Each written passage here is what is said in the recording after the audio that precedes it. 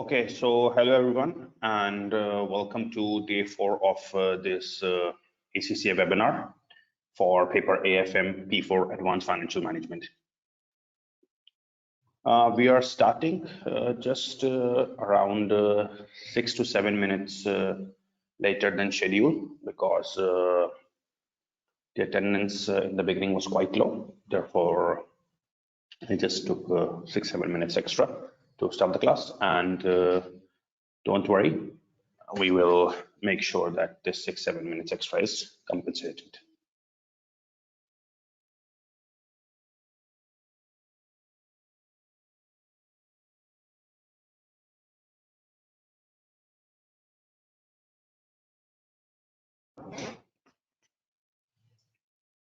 Okay, now the first thing which we are going to cover today, although the topic for our day 4 is Black-Scholes option pricing theory, but the first thing we are going to discuss today is to refer towards our last class question. Okay, and from that last class question, we will firstly cover our last thing that is left, that is options. I will just give you a quick recap of that as well, and then we will move towards the new topic.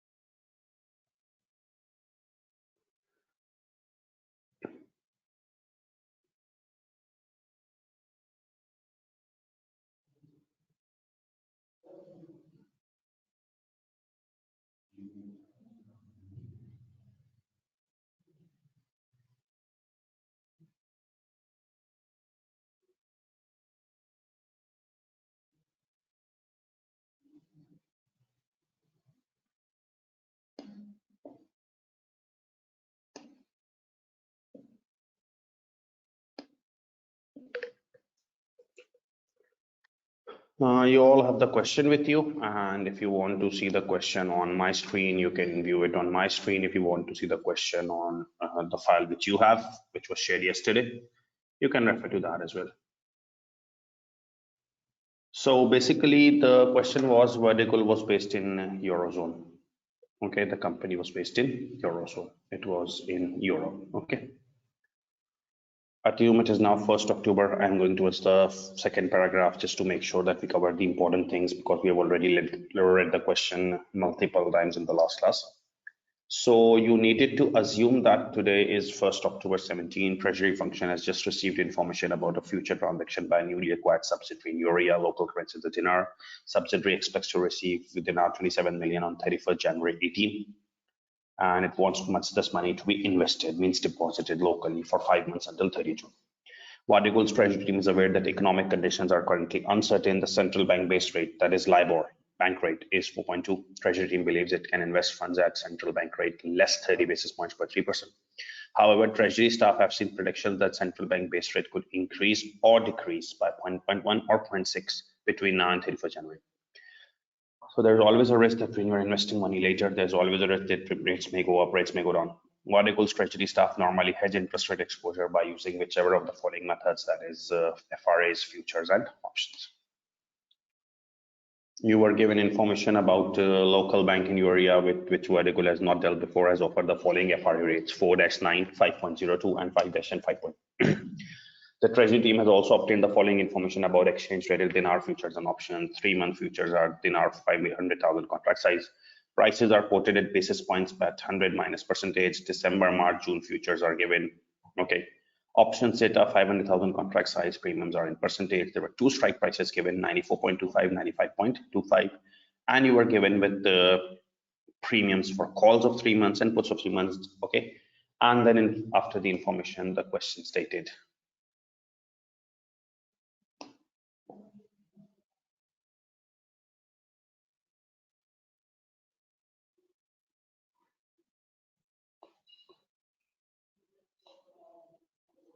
Recommend a hedging strategy for 27 million investment based on hedging choices which company is considering. If interest rates increase by 1.1, decrease by 0.6, support your answer with discussion.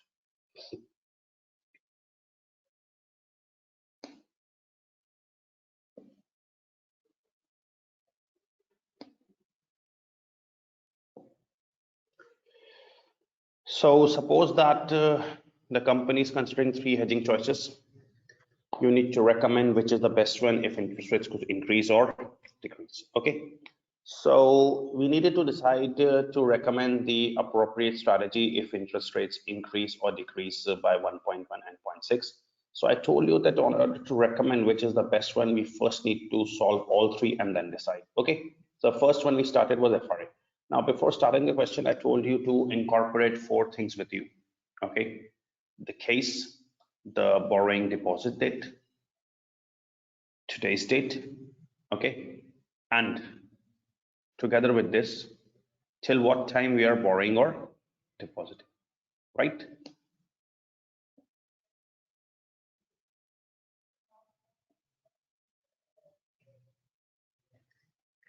So today's date was 1st October 17, borrowing or deposit date was 31st January 2018 until when? 30th June 2018. And the case was of depositing. Okay, you started FRAs. Now which FRA to choose? We said that today is 1st October, we plan to deposit on 31st Jan. That counts to 4 months. 1st October to 1st November 1 month, 1st December 2 months, 1st January 3 months, and 31st January 4 months. We need to borrow after 4 months or deposit after 4 months for 5 months. So the relevant FRA was 4x9. We took that 5.02% and then found the actual return on deposit and gain loss due to FRA. So return on deposit was the amount into rate of interest into time period over 12. Gain loss was the difference in what was the rate versus what was the FRA rate into time period over 12 into amount. Now gain loss, if the rates increased by 1.1 became 5.3, but you locked at 5.02, you were in loss. Loss should be deducted because it reduces return. We deducted it and got the answer. And if rates became decreased by 0.6, 3.6, and you locked at 5.02, that was gain. Gain increases return, added. The net answer of FRAs is always going to be same in both cases. Okay. Now the second issue was futures, which is a technical issue. So the first thing, which futures to opt. So we told you there are 7 steps. The first step was to find the number of contracts, amount over contract size into time period over 12. Okay, so we found 5 over 3, sorry, number of contracts as 90. Then basis rates, that is spot minus LIBOR, less futures price. Futures price were 3. Which one to opt? We need to borrow a deposit on 31st Jan. We don't have January future available. We will take the next one, March. Okay, then unused basis risk into extra months. So for 31st January, you took 30th March contract, 2 extra months over total months for 6. Then future closeout price in both cases. The first case was increased by 1.1, second case was decreased by 0.6. So spot minus LIBOR. In increased case, it was spot minus LIBOR, increased by 1.1, 5.3, and in decreased by 0.6, it was 3.6. Less futures price, that was less unused basis, you got future closeout price in both cases. Then you found tick. If it is not given, tick was not given, we found it. And after tick, that was the outcome of hedge in both cases, increased by 1.1, decreased by 1.6. We wrote actual return on deposit like C, and gain loss due to futures. So difference in futures price and the closer price. Futures price was given, closer price was given, and the strategy in deposit was buy now, sell it. Into spot, into contracts, into tick, we got the gain loss. The answer of futures is also going to be the same in both cases. Okay, increase as well as decrease. And the last thing was interest rate options. Okay. Now, as far as the interest rate options are concerned, I told you options have a format as well. First one was make heading of 2 cases, increase by 1.1%.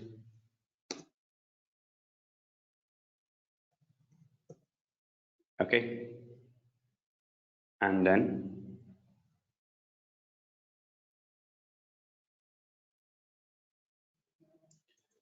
decrease by 0.6%.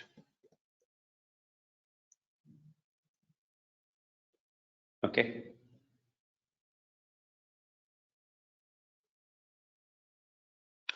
was a 7-step or 8-step approach. The first was to note the exercise price of options compared to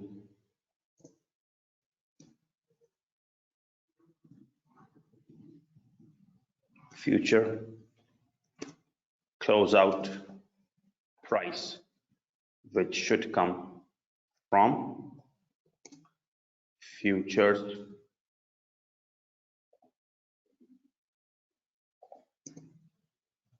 exercise yes, no. Fourth, gain in basis points. If yes, obviously if it's gain, then only it's yes.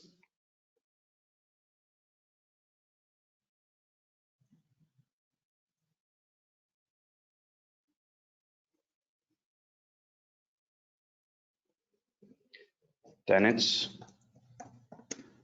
total gain, actual cost of borrowing or actual return on deposit. This was the case of deposit. So actual return on deposit from futures.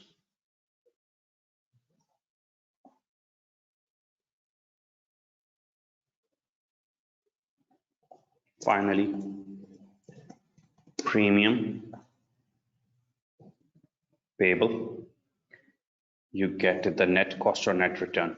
Net return.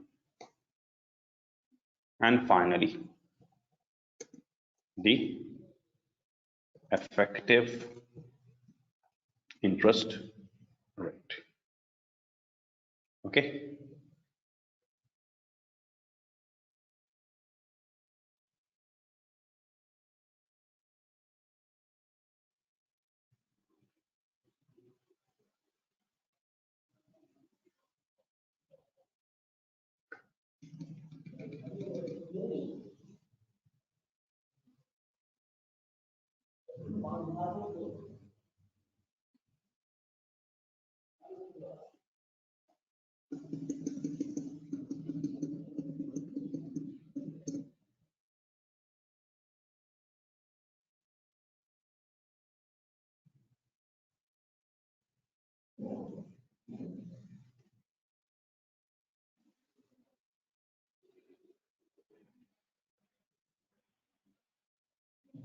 Okay, so let's start.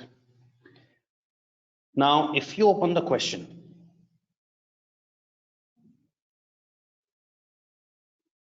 exercise price of options. So remember, we did two exercise. We have to do on two exercise prices because two exercise prices are given. So we already did the first one in the last class. So we will discuss the second one. What is the exercise price of option? The second one, it's 95.25. So I will firstly write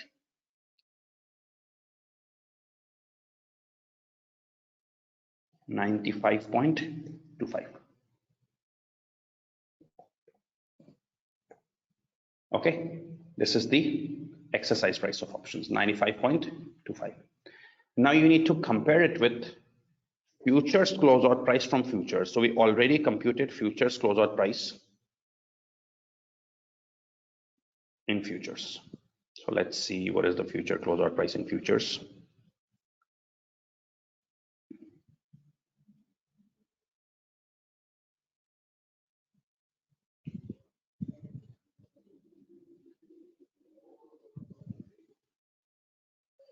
So in case of increase, I think it was 94.36. And in case of decrease, it was 96.06. Okay. Yeah, I need to decide exercise yes. Now the strategy was buy now, sell later. Remember, buy at this price, sell at this price. So buy now at 95.25, sell at 94.36. Buy at 95, sell at 94. Exercise yes or no? The answer should be no. Okay, but the strategy is buy now, sell later. So buy at 95.25, sell at 96.06. Okay, so this is going to be a gain. So yes. So next, gain in basis points if yes. So this is not yes, so 0. This is yes, so you can take the difference. It's 0.81%, so 0.81% means 81 basis points. 0.81% means 81 basis points, okay? Then the total gain. It's the gain in basis points into number of contracts into tick. So gain in basis points into number of contracts into tick.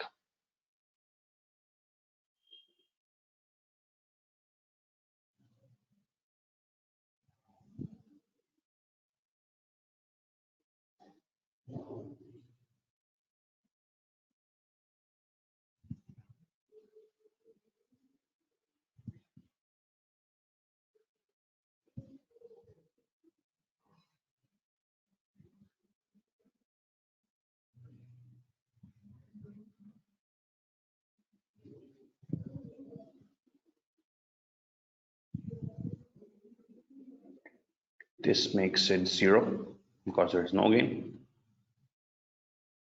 And this makes it 91125. Okay, then actual return on deposit or actual cost of borrowing from futures. So actual return on deposit from futures was increased by 1.1%, 560 to 500.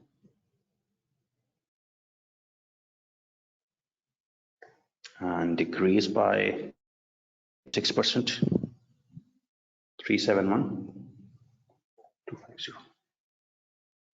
Okay. Now finally the premium payable. So premium rate into spot into number of contracts into tick. That's what premium is basically calculated as, premium rate into contracts into spot into tick. So what is the premium rate? We have taken the second exercise price, right?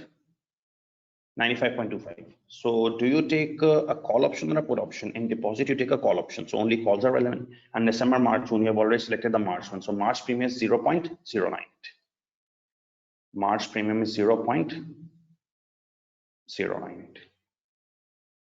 So it's a 0.098 into spot 100 into contracts 90 into tick 12.5. So the premium is going to be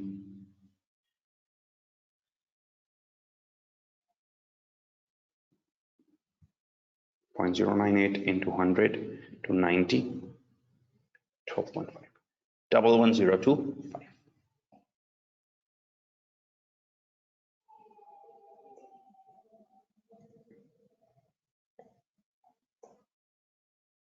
Okay.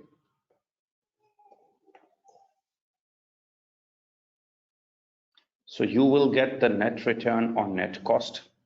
So premium, it has to be paid, which reduces return. Therefore, I will deduct it.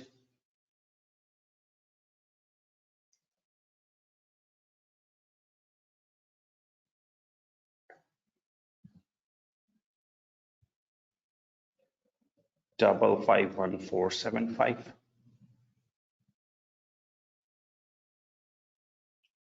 And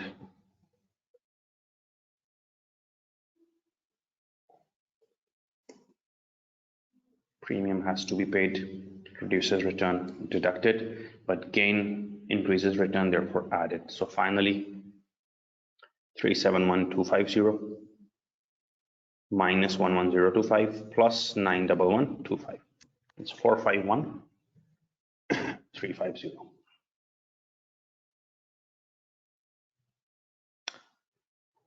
Now there should be a flurry of questions that you told us that both options always give the same answer. Okay, that's why I prolonged this topic to today's class as well. In forward exchange contract, the answers of both will definitely be same. There is no exception. In futures, the answers of increase decrease will also be same, but in options, the answers can be same as well as different. Okay. In the first exercise price, it was same because both options were yes, yes. But here, one option is yes, one is no, as you can see. So answers can be different. And you can find the effective rate by the net divided by amount into 12/5. So the effective interest rates of both options are 4.01%,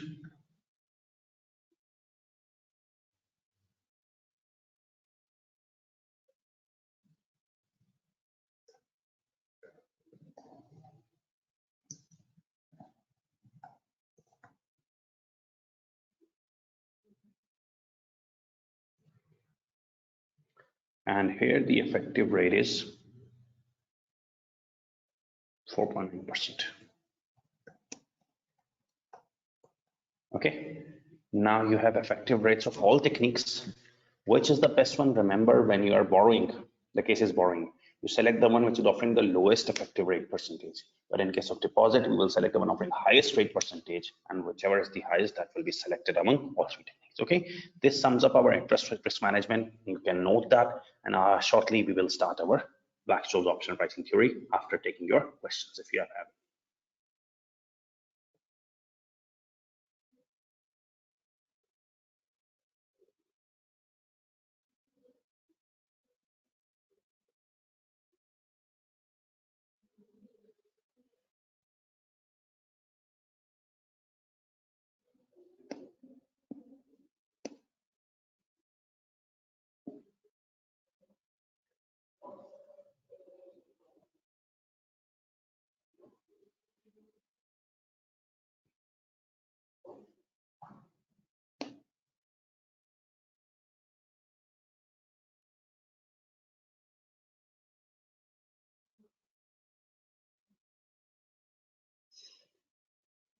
Thank God, Bharti, after 7 messages, you finally realized your calculation mistake.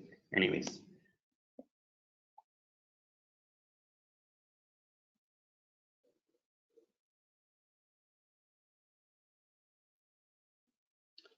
Anatoly, there are multiple approaches, but my approach is in currencies, we follow lock-in rate strategy, while in interest, we follow the basis strategy.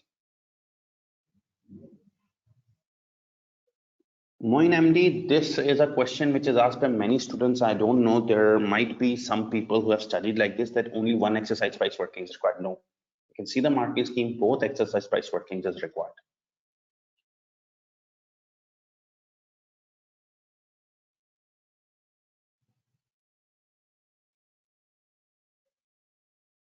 Mukhtar, because you hedge yourself against fall and gain both. So no matter whether rates are rising or falling, your amount is fixed. That's why they match.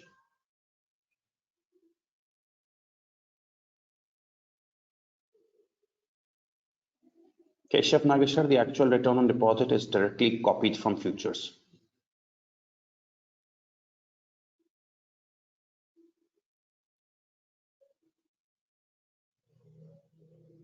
It's spot.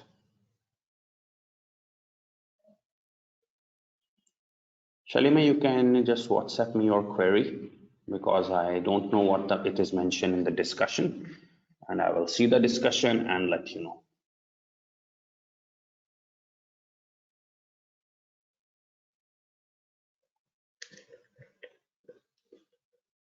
Kritika, we are following a standard pattern. So obviously, if we enter into any area of different from the standard pattern, then we have to compromise some other area. So obviously, if we continue with some other techniques or this interest rate risk management today, then obviously we are just left with one day. Either we have to do Black-Scholes or mergers. Both won't be possible to get covered in a single day. Therefore, we have to start options, and you can refer to a message me in private on my WhatsApp to find a solution for your extra queries.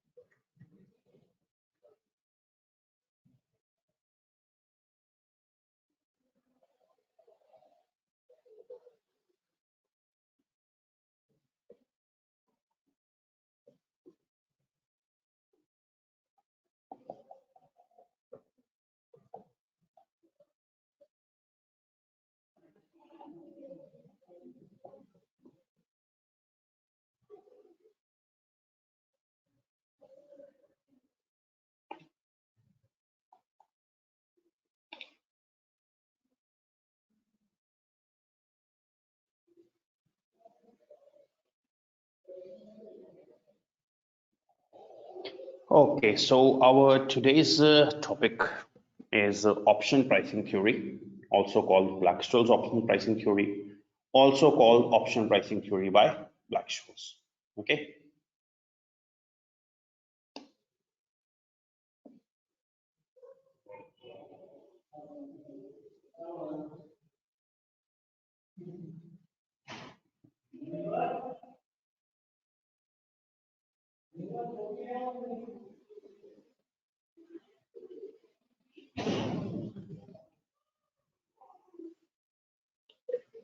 Jagat Rajpakse, in that case, Soeb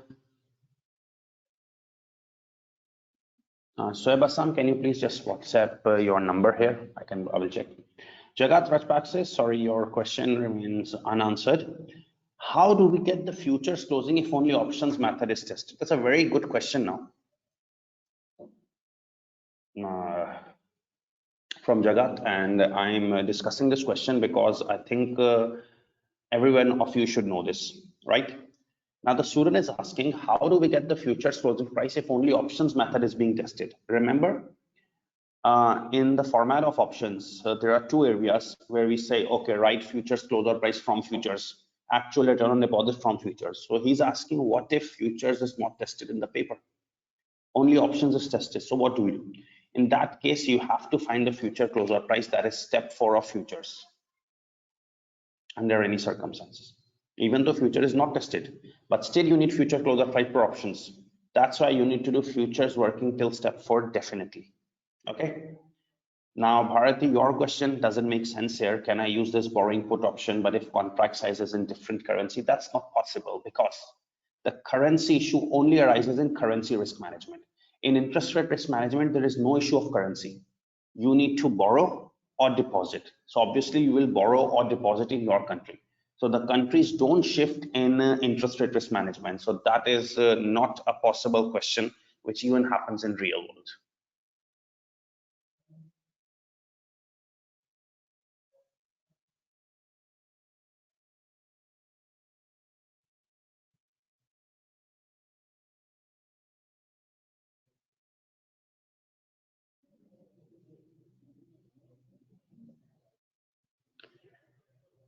Soheb, I haven't received any text of yours on my number. So once you will send me your number, then I will send you the group link. I haven't received any WhatsApp text from you, or you are not sending from this number.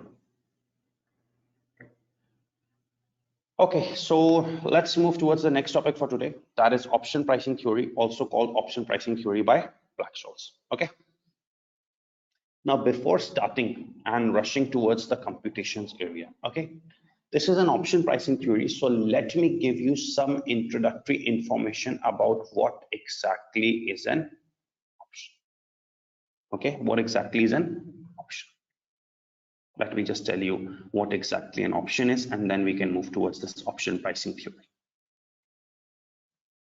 Now, let's suppose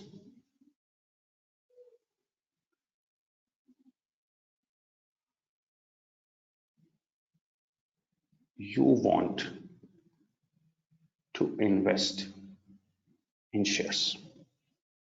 For example, you want to invest in shares.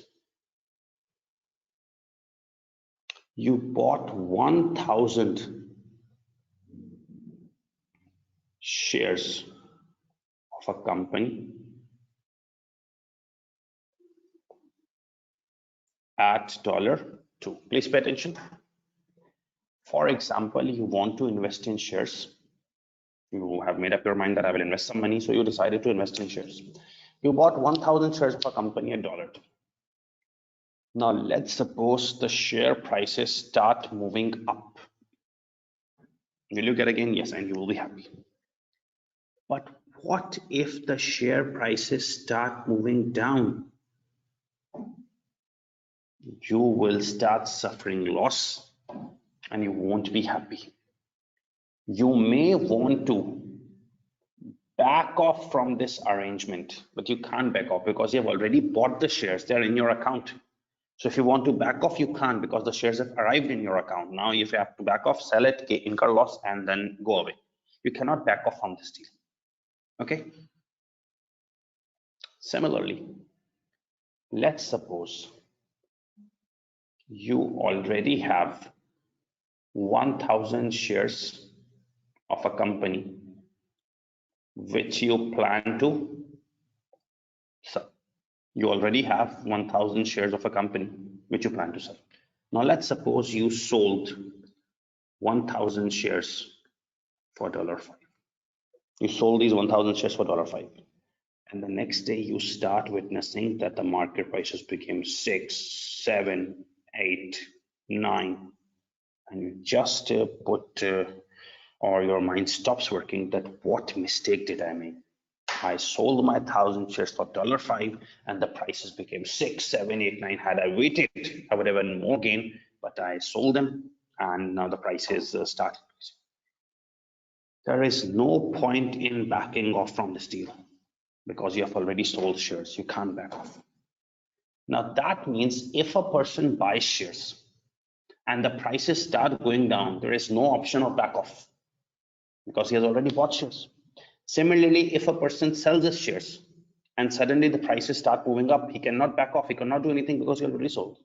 So to protect investors' interest, there is an other type of opportunity in the market which is called options. It has a complete separate market, the options market. In options market, if you want to invest in shares, you don't buy 1,000 shares at $2. You only acquire a right to buy 1,000 shares at $2. You don't buy shares. You only acquire right to buy 1,000 shares at $2. And you know under what conditions? You didn't buy shares. You only got the right to buy 1,000 shares at $2. Promise, right to buy shares at 1,000 shares at $2. On the condition that if prices start moving up, became 2.3, 2.4, 2.5, 3, 4, 5, the prices start moving up. I acquired right to buy 1,000 shares at $2. Not, I didn't buy shares. I only bought right to buy 1,000 shares at $2. If the prices became 3, 4, 5, I will exercise my right to buy 1,000 shares at $2. Exercise my right, get these shares for $2, and then sell it for 3, 4, 5 in the open market and earn heavy gain. And the condition is that if the prices start going down,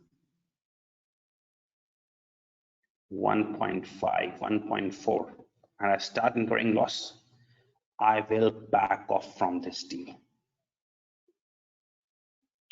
So see how much investor is protected here. If he just goes randomly in the market and buys 1,000 shares, there is no U-turn.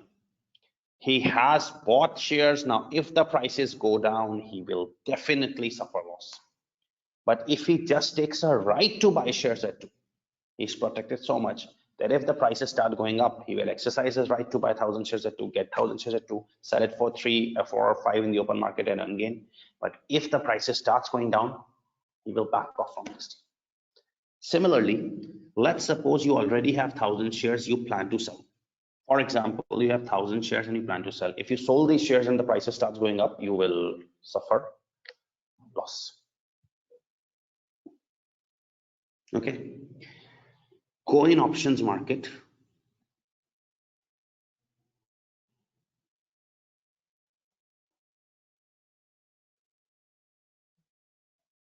Go in options market. You have 1,000 shares which you plan to sell. Don't sell the shares. Just acquire right or promise to sell 1,000 shares at $5. You didn't sell shares. You didn't sell shares. You just got a right to sell shares at $5 on the conditions that it's a right, not an obligation. That if the price starts going down 4, 3, 2, I have already acquired right to sell 1,000 shares at $5. I will exercise my right and sell shares at $5. Sell the promise at $5 because the prices have starts going down. I already got a right to sell shares at 5. The prices are going down. I will exercise my right and sell shares at 5. But if the price starts going up $6, $7, You just acquired right to sell shares at 5, but now the shares are going in the market at a higher price. You back off. Leave the right and go in the open market and sell it for $67. So see how much investors are protected here. You are selling, you're acquiring a right to sell shares. If the prices go up, you just back off.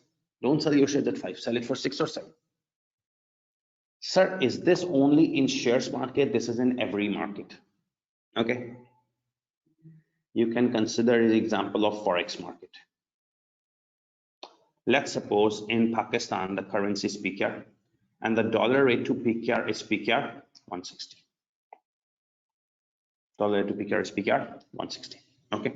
Now, for example, I have decided to invest in US dollars and I've decided to buy $1,000 at 160. I've decided to invest in US dollars and I bought $1,000 at 160. Now let's suppose prices starts going down 158, 157. I will be in loss. There, the protection is options market. Don't buy $1,000. Just acquire a right to buy $1,000 at 160. What are the conditions of the right?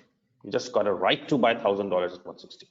On the conditions that if prices go up 162, 163, 164, I will exercise my right to buy 1,000 at 160. But if the prices go down 155, 156, I already got the right to buy $1,000 at 160. Now the prices have fallen, I will back off. This is options. Let's suppose you already have 1,000 shares. Okay. And you plan, let's suppose you already have $1,000. You plan to sell. If you sold and the prices go up, you will suffer loss. Just acquire right to sell shares or right to sell dollars at 160. On the condition that if prices go down, I will exercise my right and sell for 160. But if the prices go up in the market, I will be selling it for 160 163. I will back off. Now, if the investor is offered so much protection that, okay, don't buy 1,000 shares, don't sell 1,000 shares, just take a promise to buy shares at 5, sell shares at 5. If the prices go in your favor, exercise the right, and if the prices go in your favor, sorry, that you bought 1,000 shares and the prices starts going down, exercise the right and take at 5. And if the price starts going down, back off. Similarly, if you bought, if you decided to sell some shares, don't sell shares. Get a right to sell shares at 10. If the prices go up, back off. If the prices go down, exercise it. Now, if the investor is offered so much protection, that won't be for free. Correct. When you enter into options, options is giving you so much security that you get a right to buy shares at 10. If the prices go up, you exercise your right, get it for 10. But if the prices go down, you back off. So if you enter into options market, that's not for free. You have to pay a small premium while entering into options market. You have to pay a small premium. How this premium is computed? This is computed through a theory called Black-Scholes option pricing theory. So the purpose of Black-Scholes option pricing theory is just to find the value of options. How much premium we should pay when entering into options. This basically is computed by Black-Scholes. Okay, any questions up till now?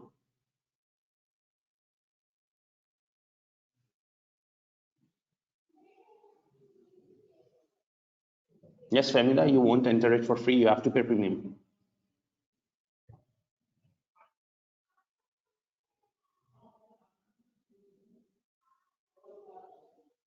Yes, Ayuni, the basic purpose of option is to protect investor from loss. Like if you just directly buy shares and you directly sell shares. If you directly buy shares and sell shares, there is no U-turn. Buy shares means if the prices go down, you have to bear loss. Sell shares at 10 and the prices go up, there is loss. But if you enter into options, just take a promise to buy or sell. And if the prices are going against you, exercise your right, get it for 10. If the prices are going up and you're still getting for 10. If you are getting a right to sell for 10 and the prices go down, exercise and sell it for 10. But if the prices are in your favor, if the prices are going down, you can back off.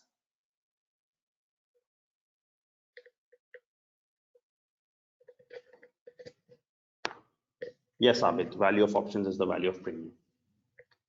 Mohammed Afzal, I don't know how much area I will be able to cover today, but to make sure and you can be completely satisfied on this, that we will try to cover as much detail and options as we can. Now, Safar Rahim, your question is interesting. How the option seller makes a profit. Now, basically, this is a game of two like-minded parties who both are willing to enter into options without any obligation, so that both can back off. Okay, but their reading is different. Like, for example, you have seen that, for example, you want to buy a property. Okay, you want to buy a property. You see that the seller is asking for $10,000. For example, the seller is asking $10,000 and you give him offer of $6,000, and suddenly the deal gets locked at $8,000. The person who is selling, he thinks that $8,000 is a good price. I won't get higher than that. Okay, but the buyer considers 8,000 as a cheap price. So the mind reading is different. That's why the deal is locked. Similarly, if I am going to the option seller and he's giving me a right and offering me protection, he is thinking that the prices will go in his favor, whereas I think prices will go in my favor. But I can back off anytime and my premium will be lost. So still, he will still gain from the premium. Yes, Hazik, if you don't exercise the option, you just back off, you have to leave the premium. And it's quite good because it protects you from the risk. Now, just a thought came in my mind that options are so much incorporated in our real life.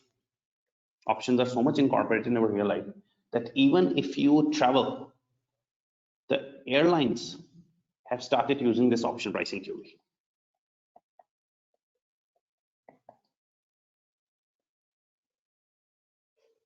Airlines have started using this option pricing theory. Just this thought came in my mind that airlines have also started using this option pricing theory. Remember, for example, you want to travel from Pakistan to, let's suppose, UK. You want to travel from Pakistan to UK. And let's suppose you checked the dates at an airline website. The fares were coming, let's suppose, $800. The fares were $800. That's a very common issue with the travelers. Let's suppose you buy the ticket for $800. Okay. And after 3 or 4 days, when you again check the fares, you are getting the ticket for $600. So what did I do? I should have been more patient. I just bought the ticket for $800 and the next day I'm getting it for $600. That's for loss. Next time you decided to be patient, you didn't book the ticket right till the end, and suddenly the fares became $1,000, $1,500. So what did I do? So airlines have started giving you one thing. Let's suppose you are getting a ticket for $800. You're getting a ticket for $800. There's always a chance that ticket prices may go up if you buy here and the prices go up, but if you buy and the prices go down, there's always a risk. So airlines say, okay, don't buy the ticket. Just buy option to get ticket for $800. Don't buy the physical ticket, just buy option to get ticket for $800. What are the conditions? If after few days the prices go to 900, 1000, 1100, you still have the option to the promise to get the ticket for 800. Even though prices are 900, 1000, 1100, you will still be eligible to buy the ticket for 800. Protected. But let's suppose after a few days you got the option to get the ticket for $800 and the prices became 500. You're getting it at a cheaper price. You promised to take it for 800. Back off. Will the airline give this protection for free? No. You can check the website. Airline charges a small premium from you, $20, $30 of entering into option, because it is protecting you. Protecting you. That if the prices go down, you can back off and buy at a cheaper price, and as prices go up, you still will be able to get for 800. Naseem Khan, any party like exchanges,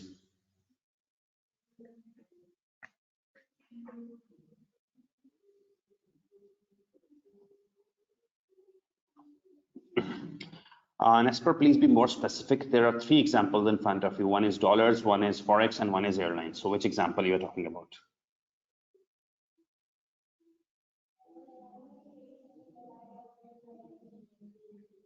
Okay, so I said that let's suppose we want to travel from Pakistan to UK and we checked the fare on the airline's website. The fare was $800. I bought the ticket. Suddenly, after a few days, I again checked the fare. I was getting the same ticket for $600. So I said, okay, what did I do? What the hell mistake did I make? I should have waited. So airlines give you now the opportunity. Don't buy the ticket for $800. Just take an option to get ticket for $800. Option to get ticket for $800.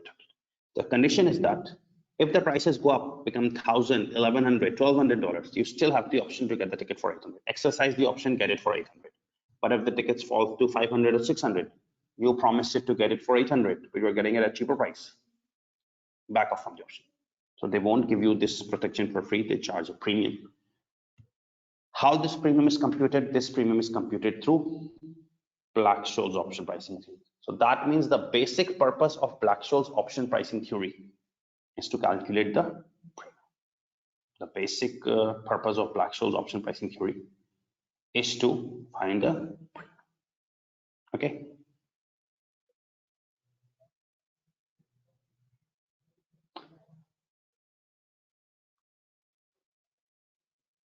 Now in real market there are two type of options. If you want an option or right to buy something, this is called call option. Okay. And if you are taking option or right to sell something, this is called a put option. Right? If you want to buy shares, buy forex currency, the US dollars. If you want to buy anything, if you buy and the prices go down, you're in loss. If you take a right to buy anything, this is called a call option. If you have already got that thing and you plan to sell, if you sell and the prices go up, you can't do anything. If you just take a right to sell, that's called a put option. Now, some options are called American style options, and some options are called European style options.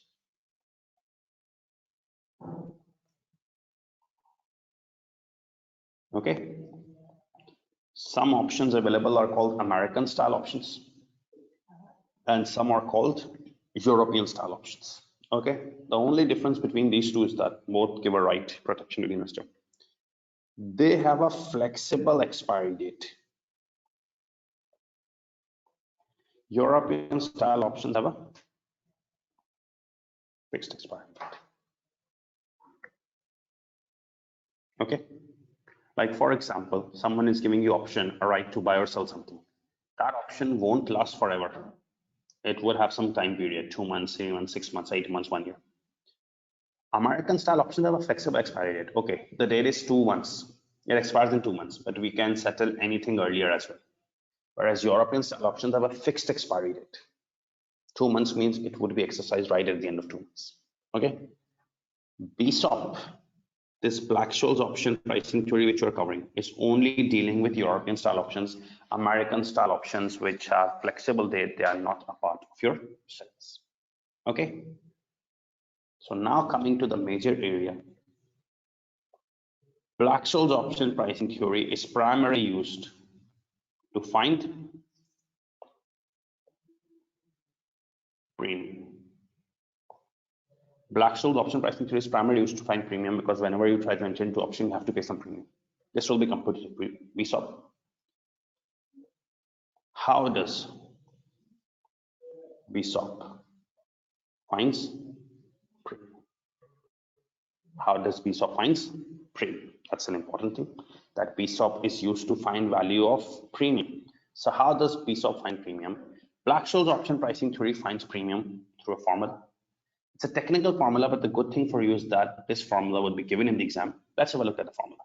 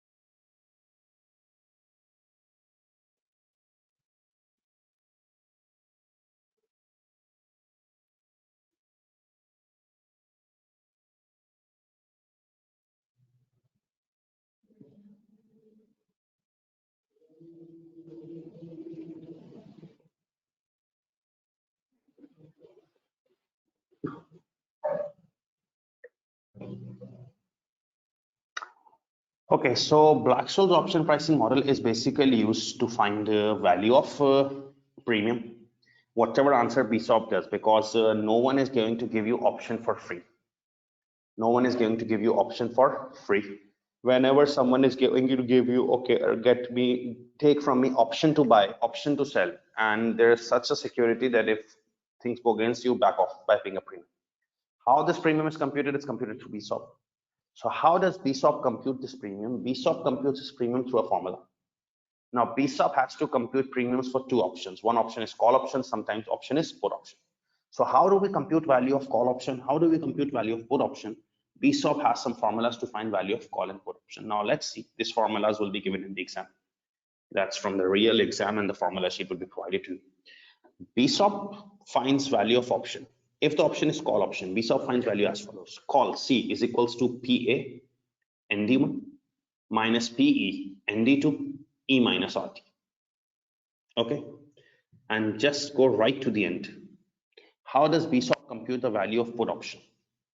Put option is P equals to C. Call option value minus PA plus PE E minus RT. Okay, now if you look at this,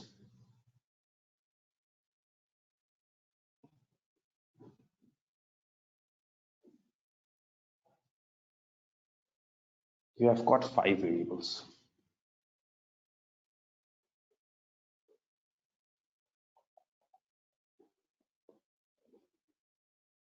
Okay, BSOP is using formulas to find the value of call option and BSOP is using formulas to find the value of put option.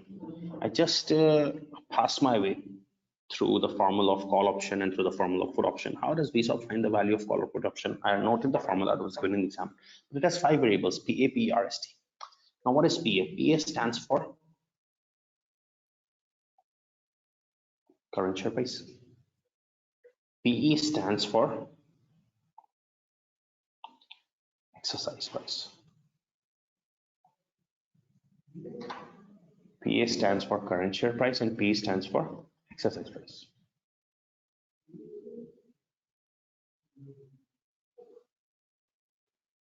Now, what is the difference between current share price and exercise price? Let's suppose the current share price is $2. Current share price is $2. No one is going to give you option, a right to buy share at $2. Why would I give you option to buy share at $2? The market price is $2. You can go and take it from the market. Okay. If the current share price is 2, most probably I will be giving you option, right, to buy these shares for 2.2, for example. Maybe I'm giving you option to get these shares for 1.8. This is called the exercise price. Current price is what is in the market, but at what price I am giving you the right to get these shares, that is the exercise price. Okay. R stands for risk-free rate. Okay, whatever is the risk-free rate in the market. S is called standard deviation or volatility, because prices are usually volatile in the market. And T is the time to expiry in years. T is the time to expiry in years. Now, if the time to expiry is 2 years, the option is valid for 2 years. Take 2. But if the time to expiry is 6 months, the option will require in 6 months. You cannot take 6 because time to expiry must be in years. So it should be 6 months. That means 0.5 years. Fahad, the first thing I told you is BSOP is used to find the premium, because whenever we try to enter into options, right to buy, right to sell, no one is going to give you it for free. They will charge premium. So how do we get the premium? That's through BSOP. So BSOP finds the value of call and put option, both options. I've shown you the formula of call and put option that will be given in the exam. But in those formulas, you use PA, PE, RST. So I've told you what is PA, current share price, PE at what price you are able to exercise. R is the risk-free rate, S is the deviation, and T is the time to expiry in years. Okay. Now, I would advise you, just a second, please.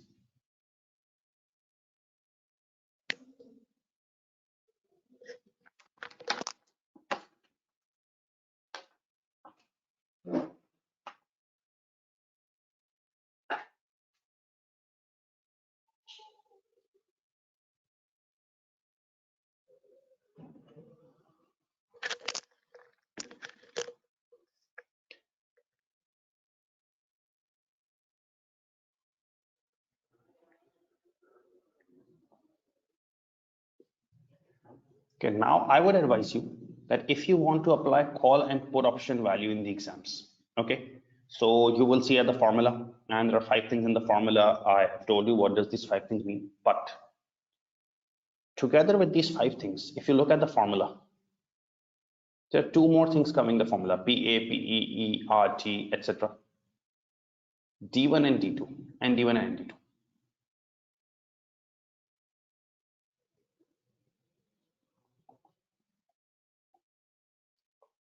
What is this ND1 and ND2? Now, this ND is the normal distribution value.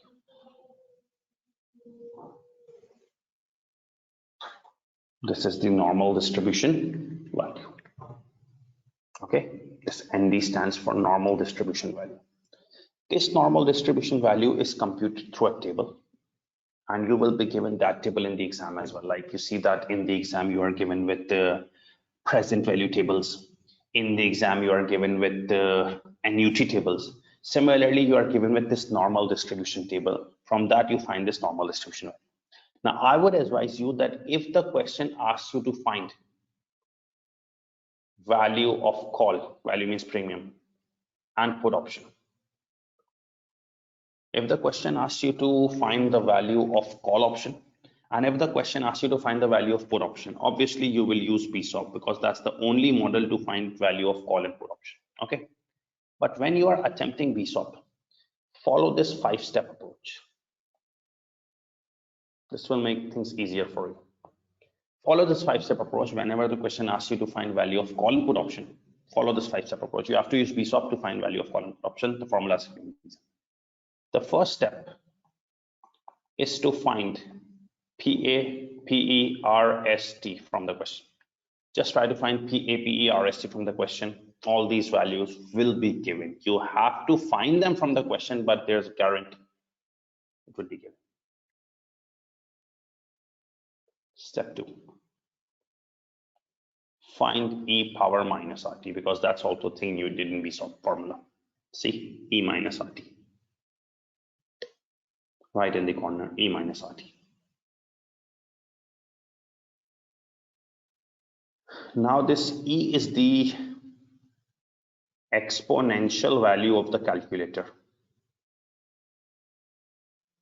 E is the exponential value of the calculator having a fixed value 2.7183. You can even go to your calculator and just find the value of E, which is written in scientific calculator. The value is fixed 2.7183, power minus RT. R is the risk-free rate and T is the time to expire in years. Step 3 is to find D1 and D2 of BSOP. Step 4 is to find ND1 and ND2, the normal distribution values. Okay. And step 5 is to find value or premium of call and put option. Okay. Now, this is not the case that if you don't follow this 5-step approach, you will lose marks. This is not a standardized approach. This is just made by me. But if you want to find the value or premium of call and put option, immediately you will use BSOP. But how will you use BSOP? It has so much formulas, but the good thing it's given. You just have to place entries in the formula. You need to use a 5-step approach: PA, PE, RST, P minus RT, exponential value that's constant, D1, D2, and D1, D2, and find the value of call and put option. I will take your questions and then we will discuss how do we find value through these options.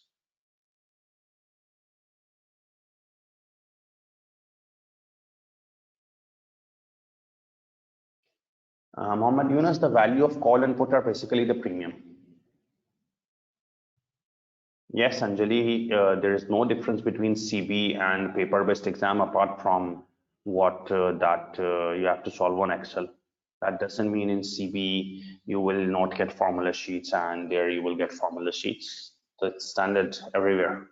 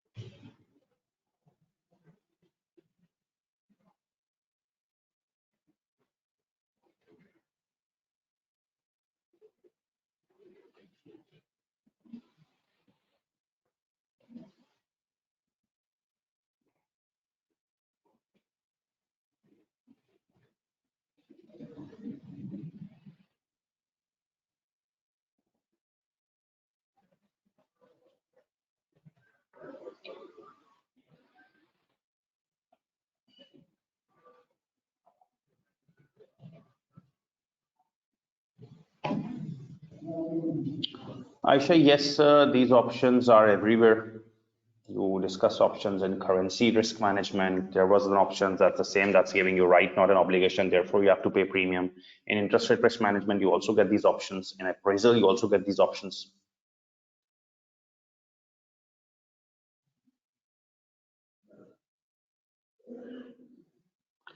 Amna, I haven't heard anything like traditional options in my whole career, but the real options and the non-options thing. Real options just add flexibility. There's nothing like real life options. Okay, there's real options and no options. Okay, so if there is no option, there is no flexibility.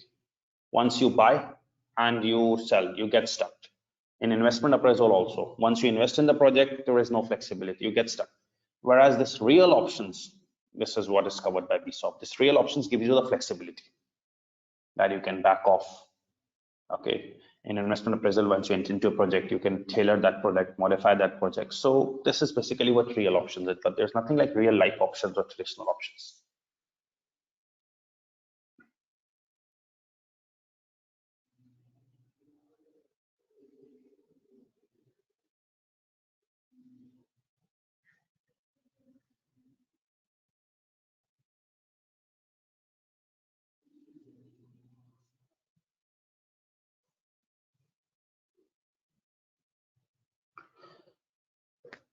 Abid Hussain, obviously the calculation of premium is going to be different if you are taking a call option buy or a put option to sell.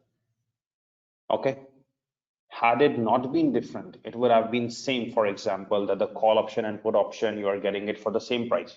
So a person would not, no one would be benefiting because they are buying as well at the same premium and selling as well at the same premium. So no one is going to earn anything. There is a difference in price because the buying rate and selling rate, they're always different. Buying means call, selling means put. They're always different. So that one party at least makes a gain.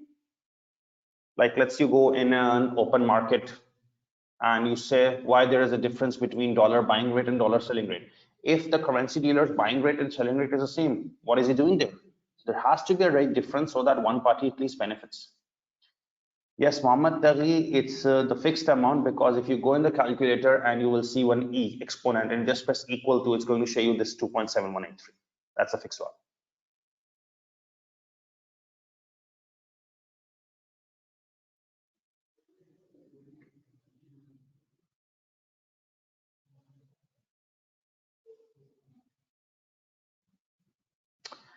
Okay, so now we have taken the questions and let's just move towards the question, which we're planning to do today. Open the handout.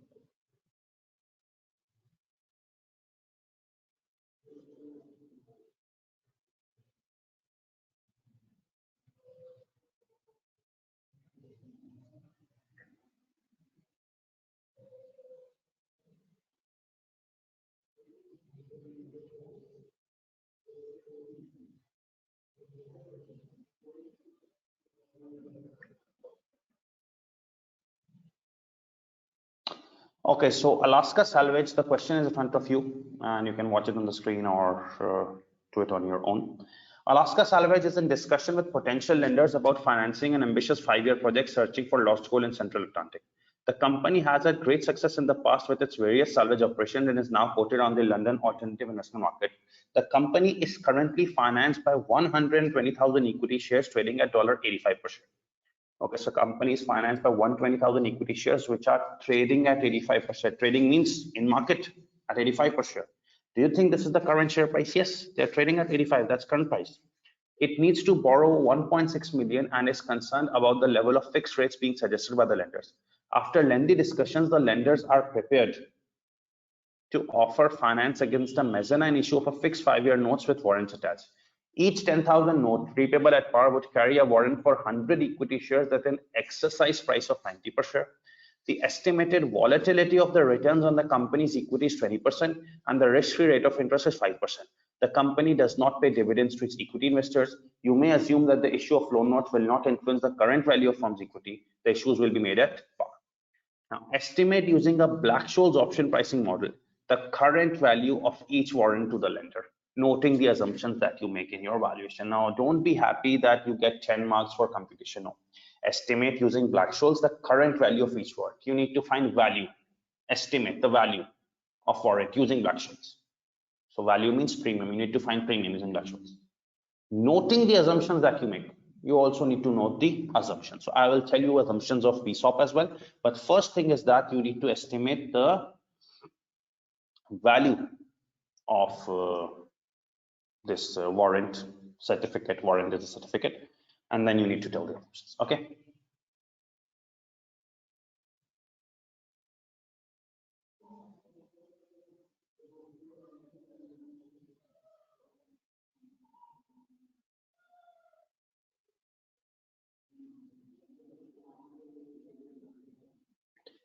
Now I have been told to estimate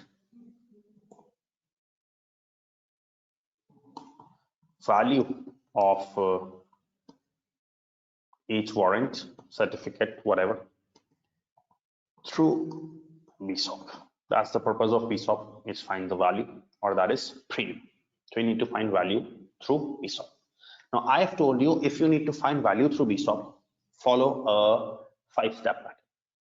Okay.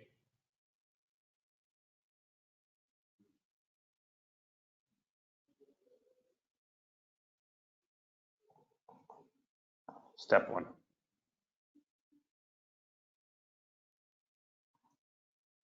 I told you to find PA, PE, R, S, and T. This is the first step, PA, PE, R, S, T. Now just giving you a minute and opening the question in front of you. Highlight what is the PA, PE, R, S, and T. Just highlight.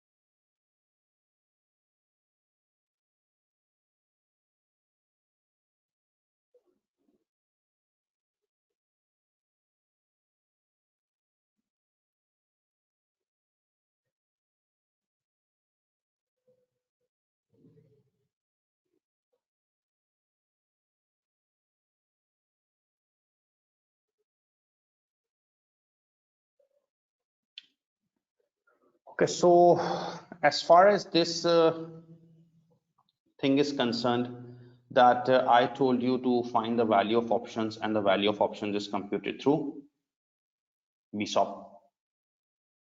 Okay, so basically the objective of VSOP is to find value of options, and we have already discussed that whenever you need to find the value of options, it would be through a 5-step approach.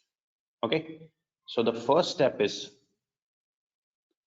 find PA, PE, R, S, and T. Okay, so as you can see, the meaning of PA, I told you it's the current share price. The meaning of PA is the current share price. So you can clearly see that the current share price is 85. PE is the exercise price. Exercise price is 90. Volatility deviation is 20%. Risk-free rate of interest are 5%. And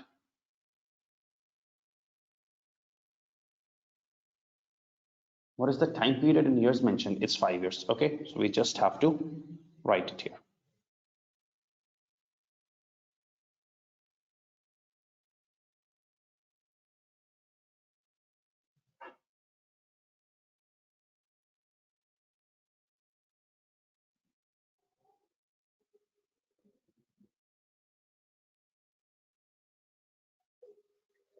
So I will write here PA as the current share price, which is 85. PE as the exercise price, that is 90. R is the risk-free rate.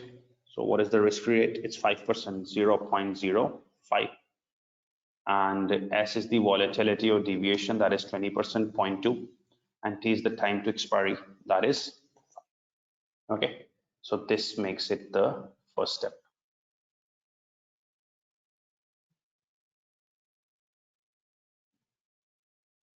Okay. Now what is the step 2? Step 2 is to find E minus RT. Okay. E power, for power we use this, minus RT. Okay. Now E is the exponential value constant, 2.7183, power minus R dash T. So what is R? Risk-free rate, 0.05, and T, the time to expiry, is 5. Okay, I can just enter it into a formula here to get it directly. 2.7183 power minus 0.05 steric, okay, 0.77, etc.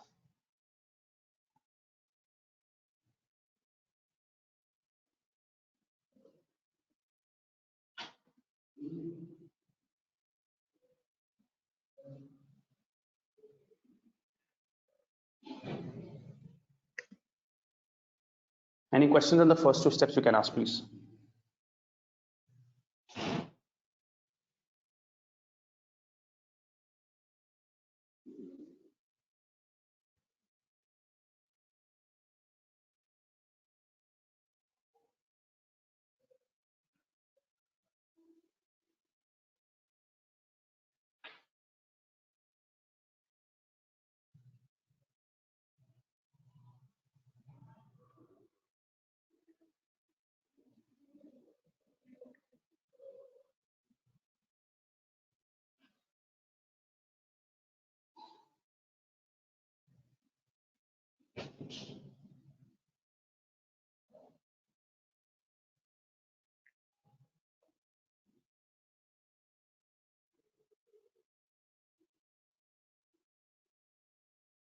Time period of project, Mohammed Nizami. Actually, Strindi, Excel makes life easy because it works to full decimal places. Okay, so you don't need to adjust anything. However, if you're giving a paper-based exam, so you can just write it to 4 decimal places. Irony, I didn't computed the exponential value thing. It's a constant, 2.7183.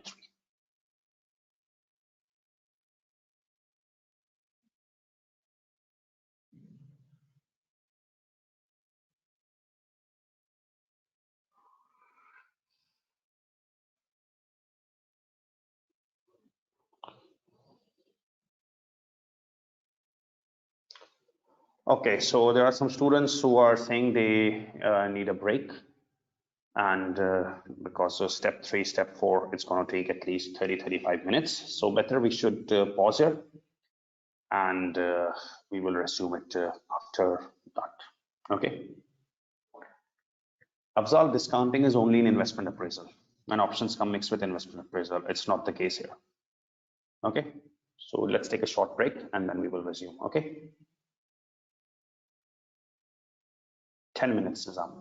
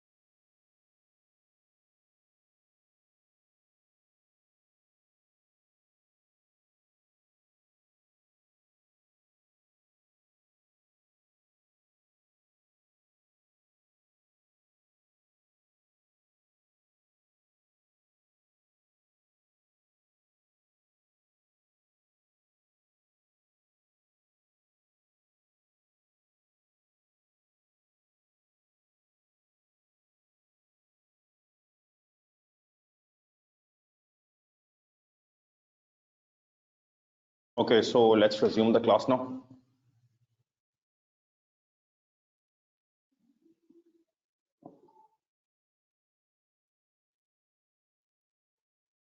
So we were discussing the question of this Alaska salvage, and through BSOP you were asked to find the value of warrant. So BSOP basically finds value of premium. So I have told you a 5-step approach. The first step is to find PA, PE, R, S, and T. So we did this step 1, PA, PE, R, S, and T. Then in the second step, it was to find E minus RT. I told you E is the fixed value 2.7183.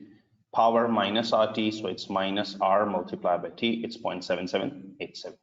Okay. Then in the third step,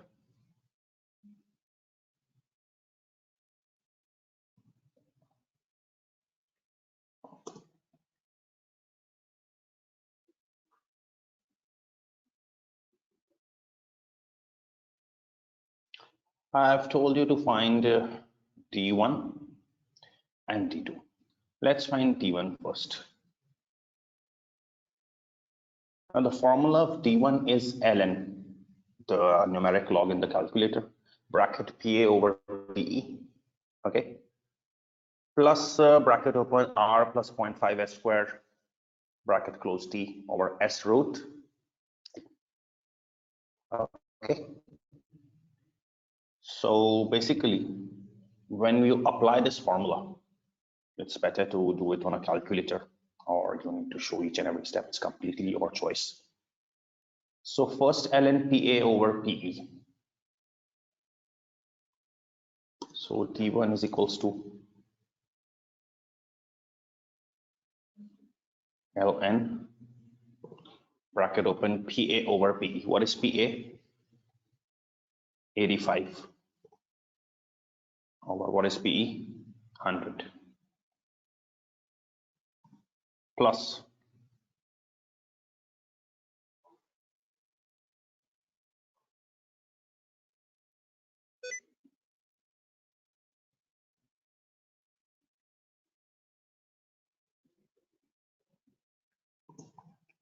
bracket open, see the formula, R plus 0.5 S square bracket close T. So in bracket R plus 0.5 S square. So R is 0.05 plus 0.5 S square steric S 0.2 square power 2 R plus 0.5 S square bracket close T. What is T? 5. Whole of this is being divided by S root T. So whole of this should come in the bracket and get divided by S root T. So what is S? S is 0.2 multiplied by root T. Now to make anything root, 5 is the T. To make anything root, you apply power 0.5 in Excel. Okay, so this is the formula of D1. ln PA over PE. This was the first thing, that ln PA was 85 and PE was 90 plus R 0.05 plus 0.5 S square. So S is 0.2 square multiplied by bracket plus 5 open over S root T. So the D1 value is 0.6548.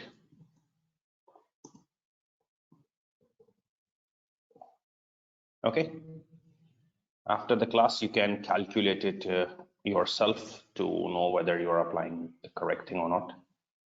Then you need to find D2 here. Step 3 is find D1, D2. The formula of D2 is easy, D1 minus S root T. D1 minus S root T. So D1 is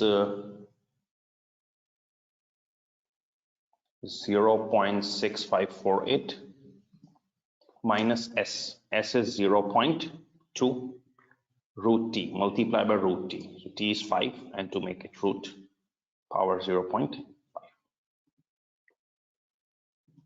0.2076. This is your third step, T1 and T2.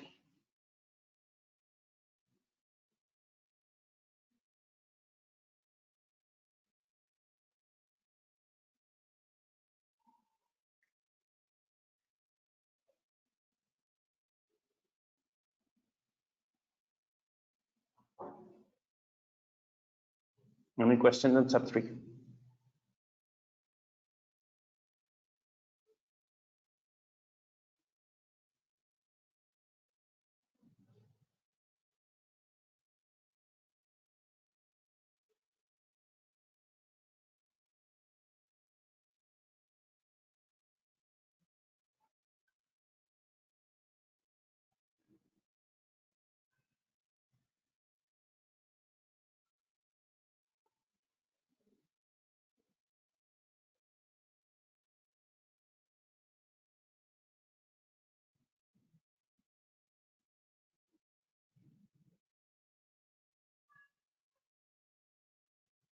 Freya, it's R plus 0.5 S square, not just R plus S square.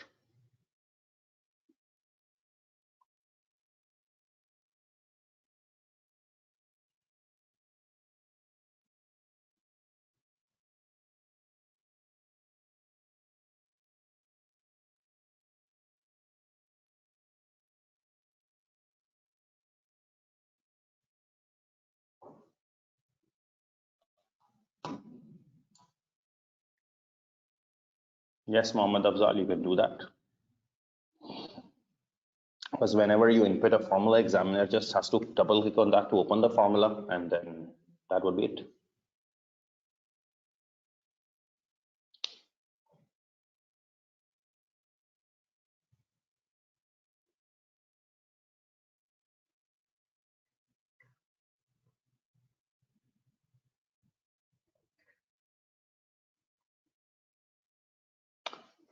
Okay, now one thing I'm telling you, which would be helpful for you, that once you do the step 1, find PAP, RST, step 2, E minus RT, then step 3, D1, D2. So when you find D1 and D2, remember that the value of D1 and D2 must be restricted to 2 decimal places only.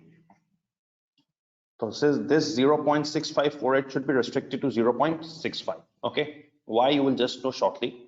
And this D2 value 0.2076 must be restricted to 2 decimal places, 0.20 or 0.21, rounded off. It's your choice. Okay, so restrict the value of D1 and D2 to 2 decimal places, and after that move towards the fourth step,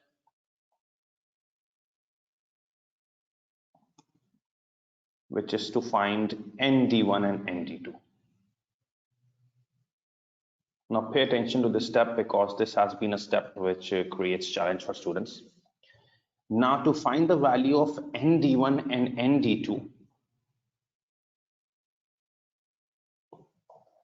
to find the values of ND1 and ND2, you have to refer in the distribution table, the normal distribution table that is given in the exam. This is a real exam question.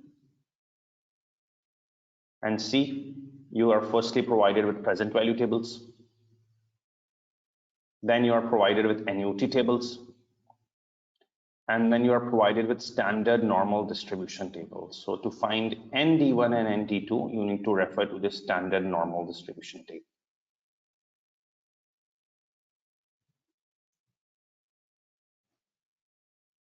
Now, before using this normal distribution table, just keep reading or read what is written in the last 2 lines in this table, in order to get a firm grip of what you are doing.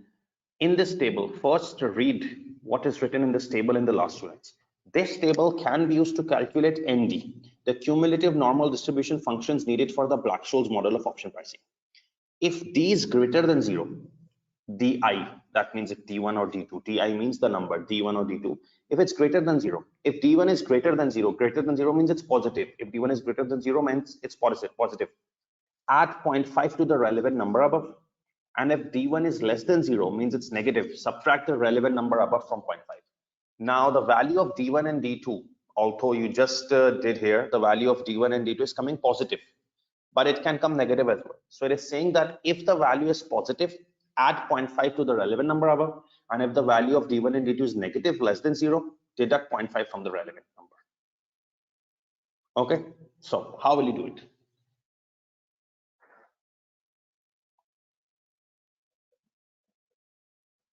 Now, what is the value of your D1? It's 0.65. Okay, and what is the value of D2? It's 0.2. Okay, to find ND1 and ND2, you need to first see what is D1, D2, because you are about to find ND1. So first see what is D1. You're about to find ND1.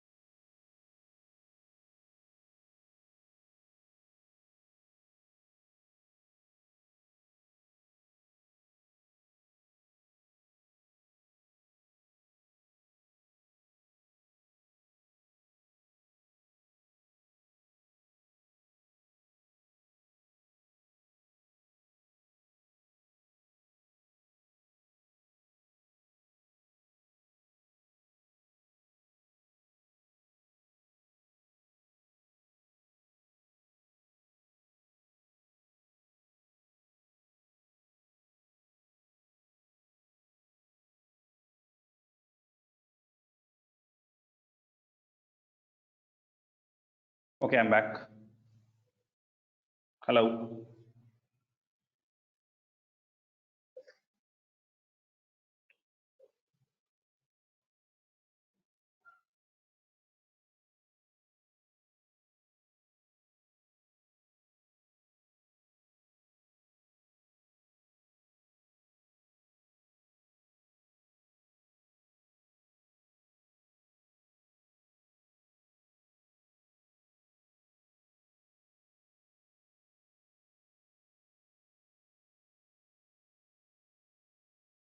Okay, guys. So there was a short connectivity disruption, but I'm back now. Okay, let's take the questions first, then I will go back towards the issue which we were dealing.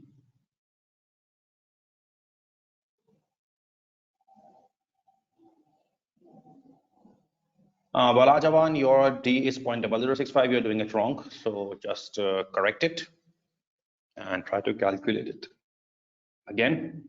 So anyways, I was talking about this, that in order to find ND1 and ND2, you need to refer to the distribution table.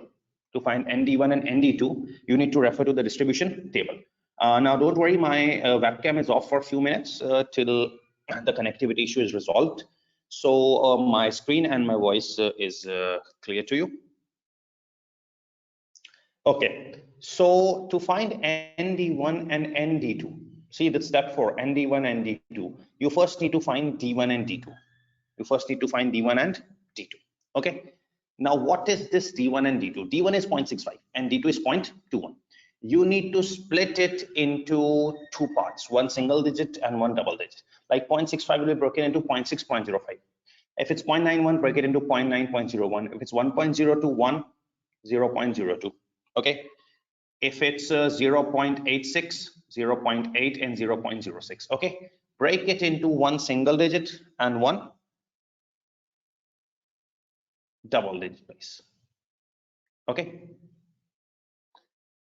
So once you have broken it into two pieces, like D1 is 0.65, so you broke into 0.6 and 0.05. Now you refer to the distribution table. You broke it into 0.6 and 0.05, you refer to the distribution table.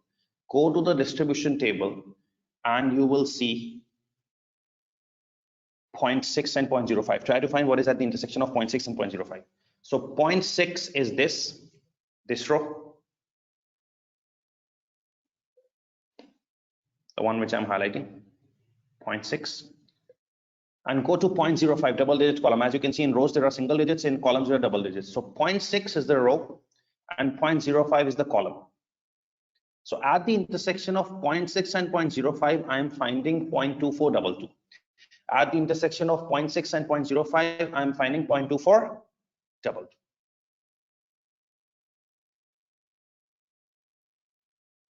So at the intersection of 0.6 and 0.05, I found 0.2422, right?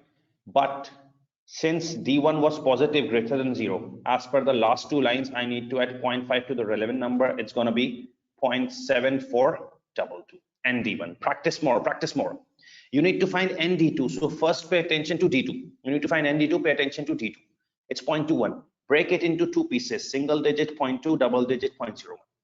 Once you broke it into 0.2 and 0.01, again go to the distribution table.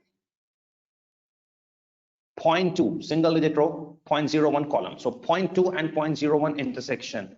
This shows 0.0832. 0.0832. So it's 0.0832. And had it been D1 negative or D2 negative, I would have deducted 0.5. But since it's positive, I need to add 0.5 to the relevant number. This makes it 0.5832. So my D1 and D2 is 0.7422 and 0.5832. If you have any questions or you want me to repeat, please drop in the questions and then we can address.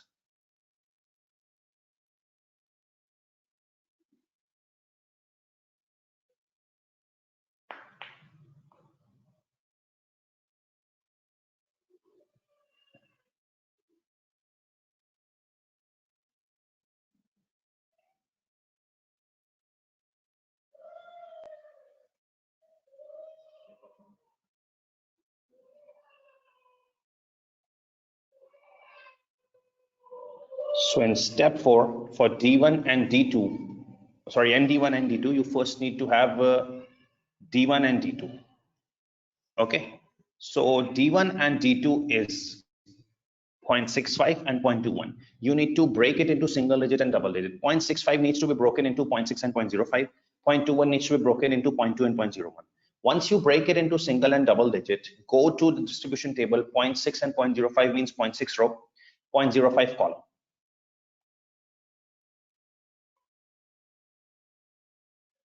Okay, so at the intersection of 0.6 and 0.05, we are finding 0.2422, but since the value was positive, we need to add 0.5 to the relevant number. It's 0.7422.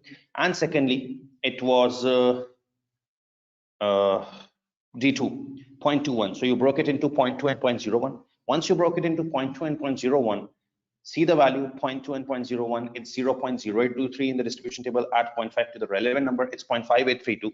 So the value of ND1 is 0.7422 and for ND2 is 0.5832.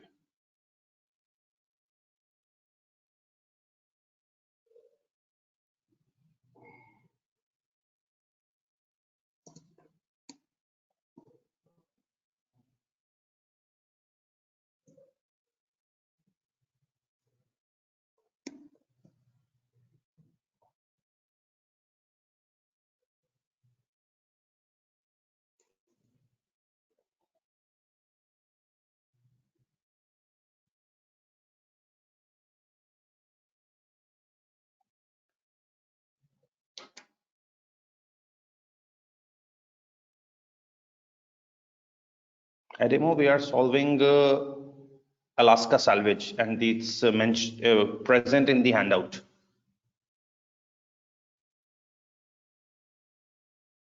So I just need to complete the 5th step, but I'm just putting the screen for a minute so you can do this.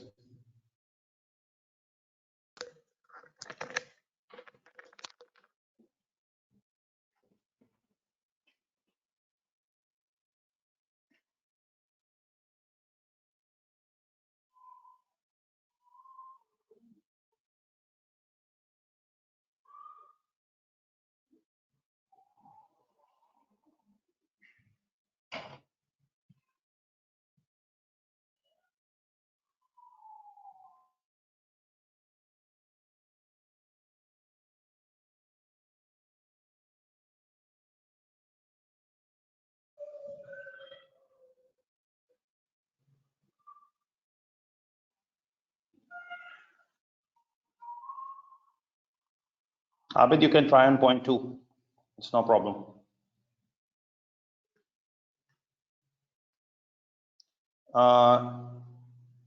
Akinwumi, you are absolutely right. You need to deduct 0.5 from whatever the value you're getting.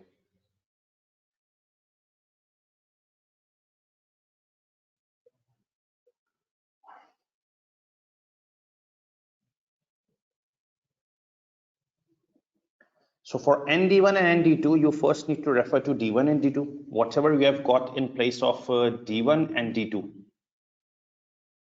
just break that into single digit and double digit. Go to distribution table, single digit row, double digit column, find the value. If it's positive, add 0.5. If it's negative, deduct 0.5. Okay.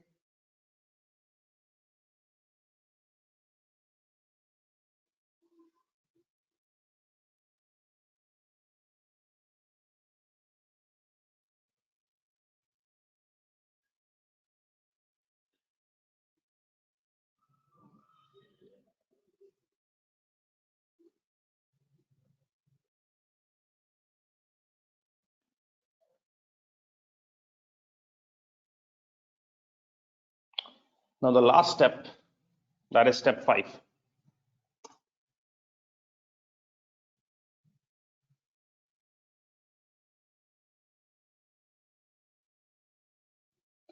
Is to find the value of call or put option. Okay, so we need to use the formula of option again.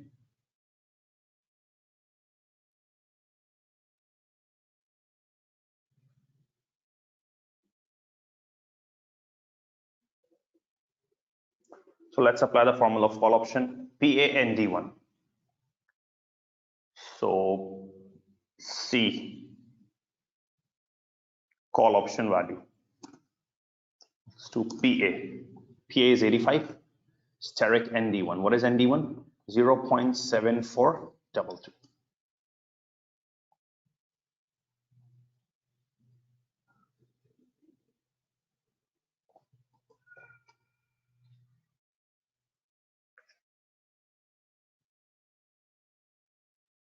Minus PE ND2 E minus RT. Minus PE. PE is 90.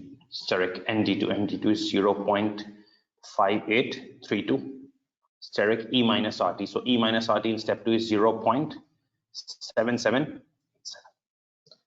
This gives you the value of call option. You can input the formula in Excel as well or solve it with calculator.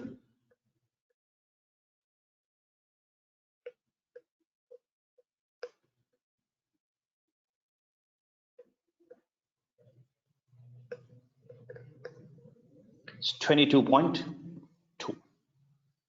This is the call option value. That means this is the premium we need to pay in order to take this option. Okay, any questions? Else copy.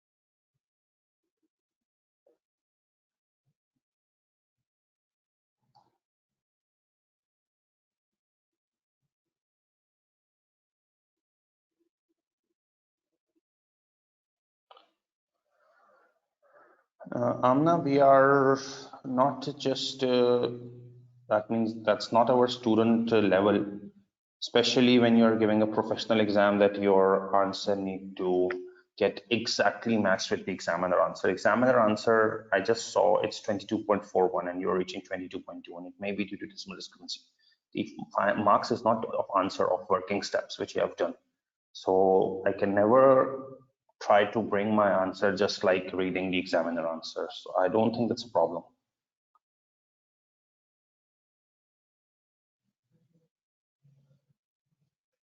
Esther, there is no rule, but the only restriction is on D1, D2. The only restriction is on D1 and D2.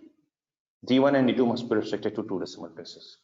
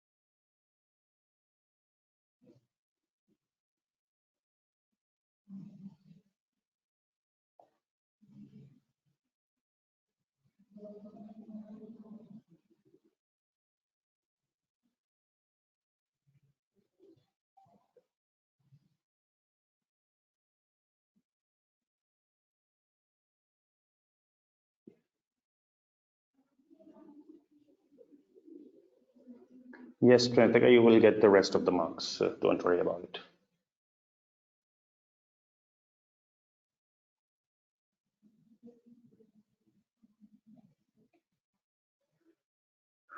Maureen Grant, the question never mentioned that we already have shares. We are willing to get this option. So it's a call option. But anyways, I advise students, if they are confused whether it's a call or a put option, to be on the safe side, calculate both. No need to worry about it.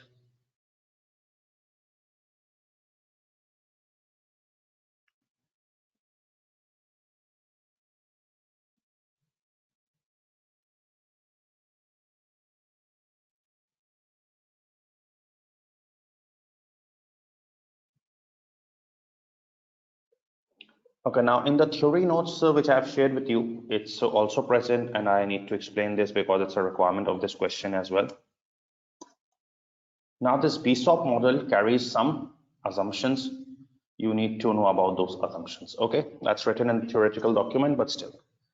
Okay, the first assumption of BSOP model is that any option provided is always European option. Okay, you are assuming that whatever option is provided to you, that's always a European option, because BSOP doesn't consider American style options. Okay, first assumption. Second, no dividends are paid during life of option. Now listen to this point carefully. Listen to this point carefully. Now see, let's suppose you bought 1,000 shares of a company. Please pay attention to my first example which I gave you. Let's suppose you bought 1,000 shares and suddenly the company announced dividend. It will be yours. Let's suppose you bought 1,000 shares and the company announced dividend, that would be yours. But let's suppose you didn't bought shares, you just took an option, which either you will exercise or if it goes against you will leave. You just bought a right and suddenly the company announces dividends. Both of you, the buyer of the option and the seller, they will fight. You will say, okay, I took the right to buy option, this dividend is mine. He would say, you just took the right, you can back off anytime. So this is not yours. So it will be a fight. What is the end result? BSOP says we can't answer. We don't know anything about dividend. Therefore, assume in this model that no dividends are paid, because if dividends are paid, this will lead to a fight, conflict, right? So BSOP assumes there is no dividend, because if there are dividends, both parties will enter into conflict. Okay. Third, BSOP also assume there are no transaction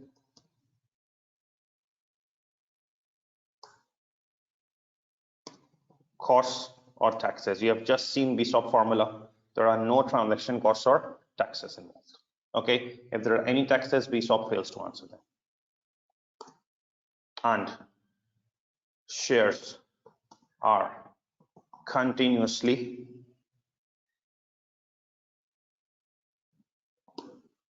traded. There are no off days. Share prices regularly fluctuate because shares are constantly traded. They never stop. If trading stops, the price will come on hold, but there is no point of prices getting on hold. The share prices regularly change. That's the feature that markets are always open, because if markets get closed, they might have to open them again and incur transaction cost taxes, but they ignore that. Therefore, shares never stop trading. They are continuously traded. These assumptions must be learned from the theoretical handout which I provided to you. We have covered option pricing theory as well, and it was a very straightforward thing. If you follow these 5 steps, that first find BAP RST, then E minus RT, then step 3, the D1 D2, then ND1 ND2, and then the call and put option value. Okay, now one thing in options is that options can be anywhere.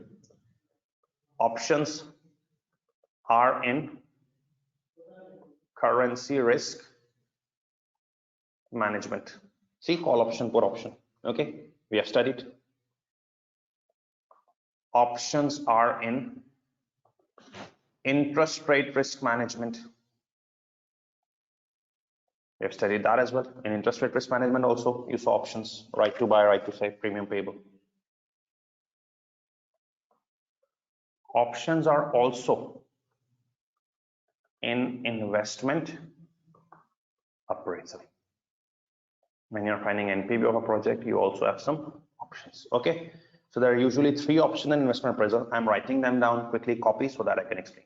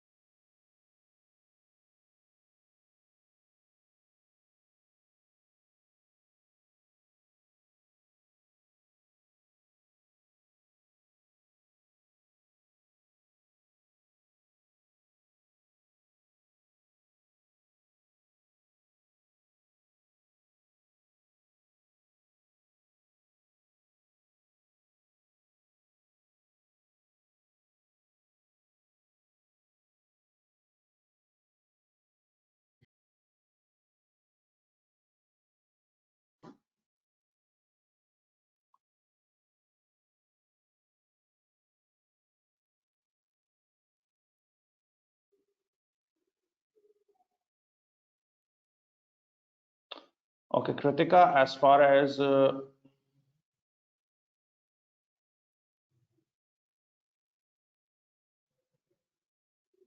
your question is concerned, in the ACCA system, there are two things, spreadsheet and word processing software. So it's up to you. You need to answer calculation on spreadsheet and wordings on Word, both on Excel. It's your choice. Yes, these standard assumptions are applicable everywhere.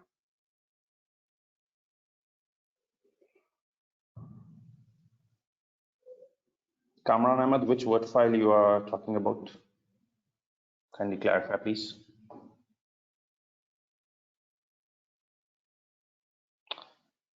Okay, so once there is some connectivity issue and the webcam is off, everybody starts getting worried that, okay, lecture is stuck, no voice, because I told you that I'm giving you time to copy this stuff.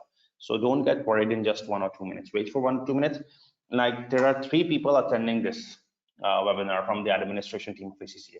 If anything gets stuck, there's a problem, so they immediately tell me that there's a problem and I resolve it. So you please don't get worried regarding there's no voice or camera issues or stuff like that.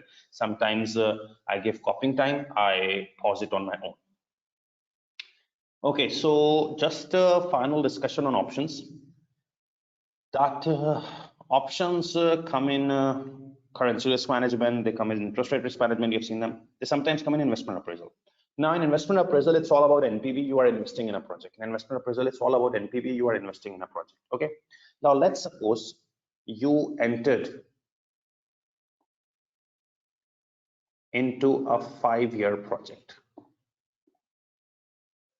For example, you entered into a 5-year project, okay? Now the normal scenario is that you entered into a 5-year project, you invested, you get returns, NPV, that's it. Okay, you entered into a 5-year project, invested, returns, that's it.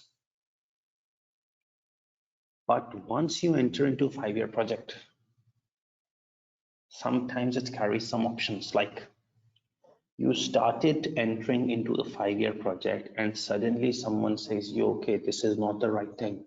Start project 6 months later or 1 year later. Someone is giving you advice, start it 6 months later, 1 year later. Is it an obligation? No, they're just giving you advice, choice, start 6 months later, 1 year later. This is called option to delay. Why there is an option? Because it's not an obligation that you should start it 6 months later. It's just an option that you can delay. If there is an option to delay, we consider it a call option because you're not selling anything. It's call option. The PE, exercise price of this option when you will exercise, it's the initial investment you will incur cost. And the PA, the current value, is the present value of returns from initial investment. Okay. Let's suppose you enter into a 5-year project. You decided that I will enter into Asian markets. And someone gives you advice, don't enter only Asian markets, also enter into European markets. Is it an obligation? No. So again, an option. Don't enter into Asian markets, enter into European markets as well. Or don't just launch one product, launch 2 products as well. This is called option to expand. This is also considered a call option because you're not selling anything. The exercise price of this option is the additional investment.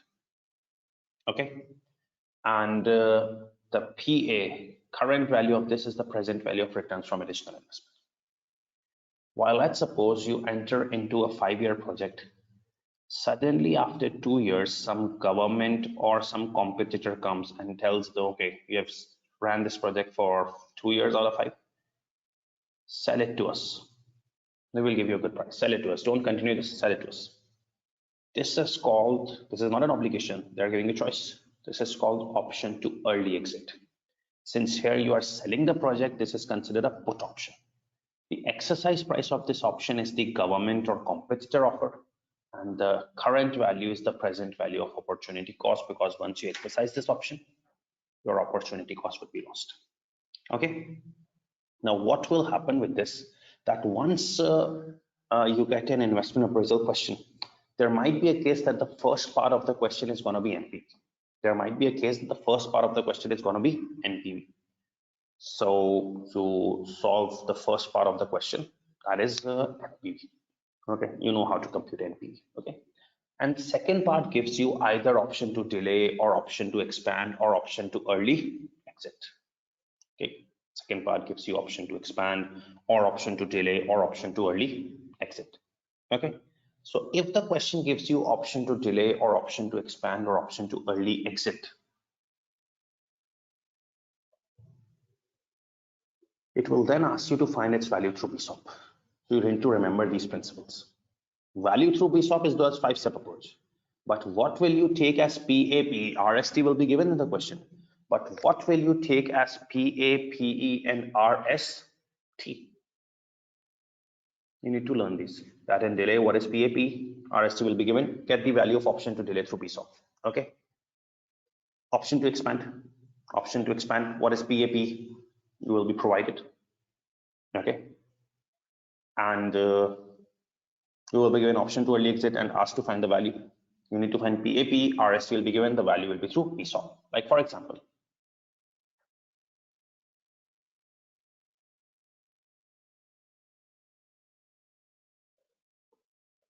just a short example to explain you.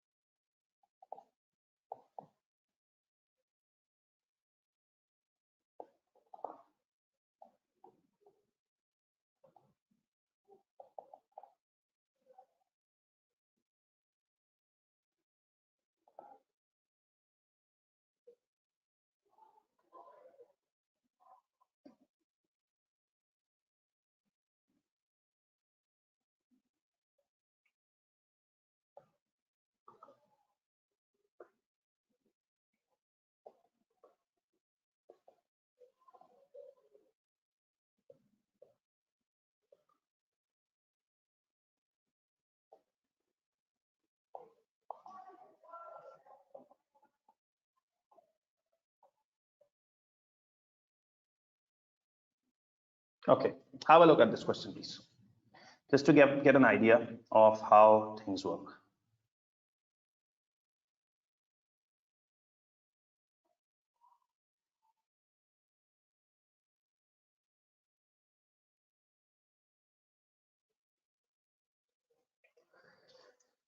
A company is considering to invest $5,000 in a project that will generate $2,000 each year for the next 4 years. Now, this is very simple because NPV, you have done difficult question as well. This is a very simple question. A company is considering to invest $5,000 in a project that will generate $2,000 each year for the next 4 years. Okay, it's fine. Discount rate 10%. Risk-free rate is 3%. Standard deviation is 20%. A competitor has offered that he wants to take project from us after 1 year for 4,000. In NPV question, this comes. Now, the first requirement is to find NPV. The first requirement is to find NPV. Now let's find NPV of this project. What is the life of the project? 4 years. Okay. How much did you invest? 5,000. And how much did you get each year? 2,000 each year for the next 4 years. Okay. No other cash flow is given. If it's given, no problem. You need to handle them. Net cash flows comes 5,000 each, and then 2,000. Okay. You need to find NPV. This is the net cash flows multiplied with the discount factor of 10%. The 10% discount factor is 1, 0.909, 0.826, 0.751, and 0.683. You get the present values. 5,000 negative, 1818 positive.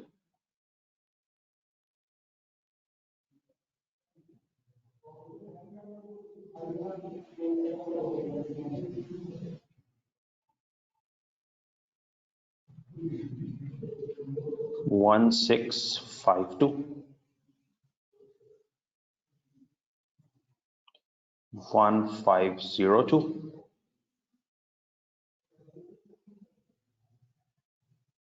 1366, and we just net them all to get NPV.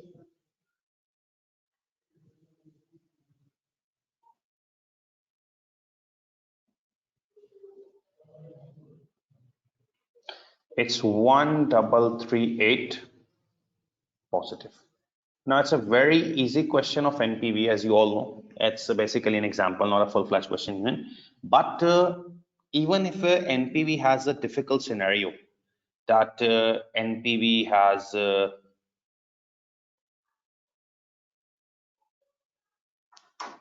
first class investment, the revenue, selling price into units, inflation applied, then variable cost, fixed cost, taxable profit, import cost, currency conversion, NCF discount to present value NPV, once you reach NPV. Now look at the second requirement. The second requirement is to find value of option. The second requirement is to find value of option.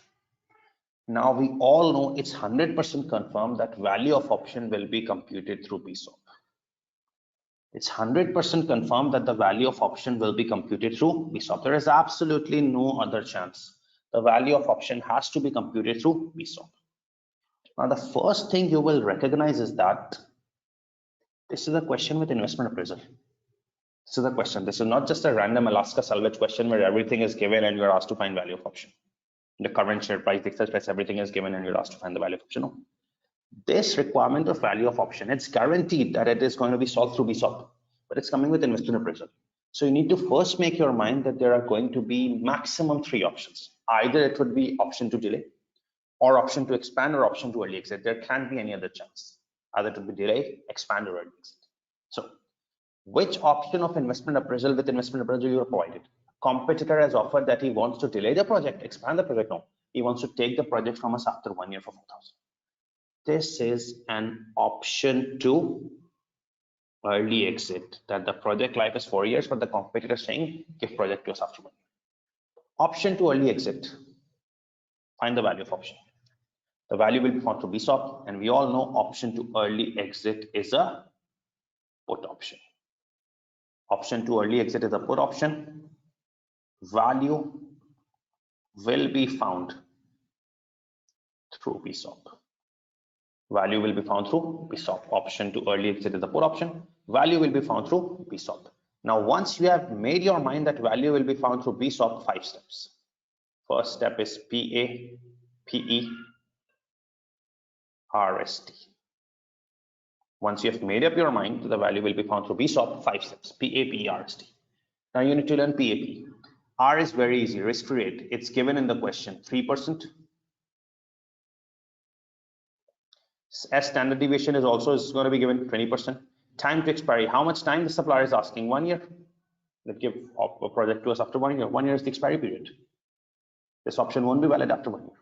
Now PAP, the PE of this option, to exercise this option, you will get cash of 4,000. It's a government or competitor offer. And PA is the present value of opportunity cost. When is he asking the project? Here, after 1 year. So do you think if you take this option and give the project to him, other 3 years cash flows will be lost? This is the present value of opportunity cost. This is the present value of opportunity cost, because once you take this option, your 3 years benefit would be lost. This is the present value of opportunity cost, 1652 plus 1502 plus 1366. 4520. Any questions with the first step?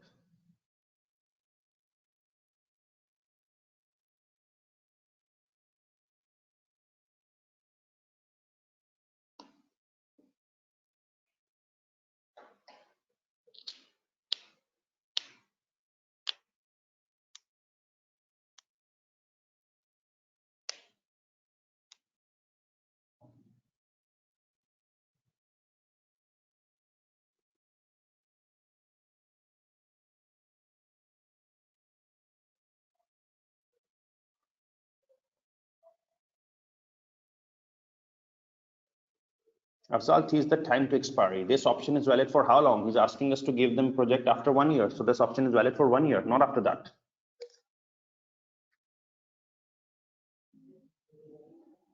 Yes, Satya, they're the same.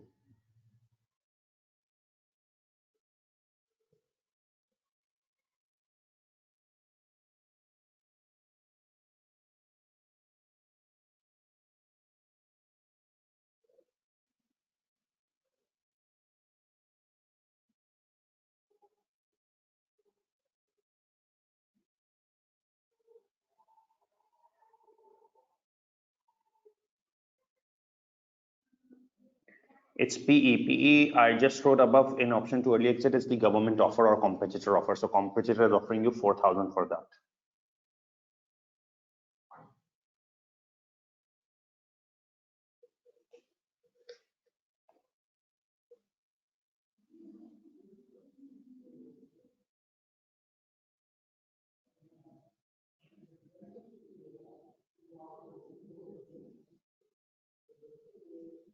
As a rate of number of years delayed.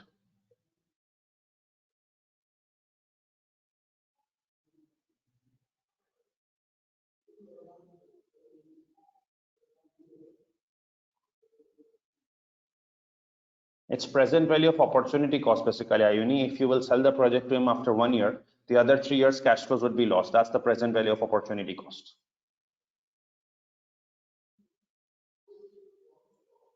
Okay, so I think the first requirement NPV was clear to everyone. Okay, then in the requirement it asks for value of option. Now you need to make sure that this is not an Alaska salvage question. Here the option value is being asked after NPV, so it's mixed with appraisal.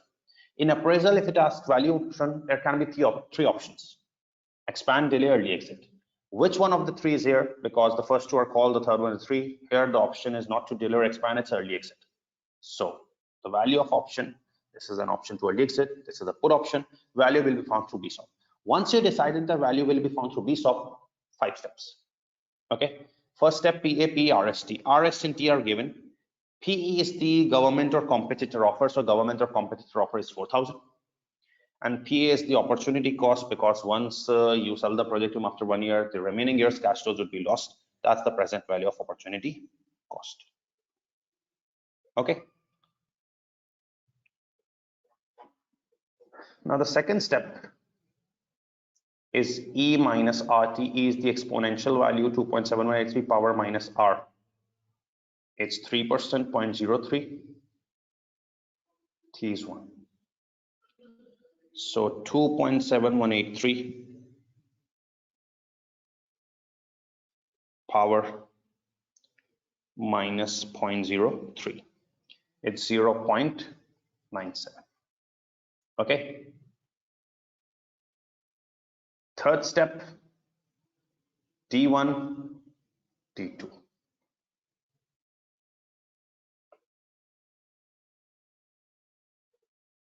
You have the formulas for D1 and D2, refer to them. D1 is LNPA over PE. So LNPA 4520 over PE 4,000 plus bracket open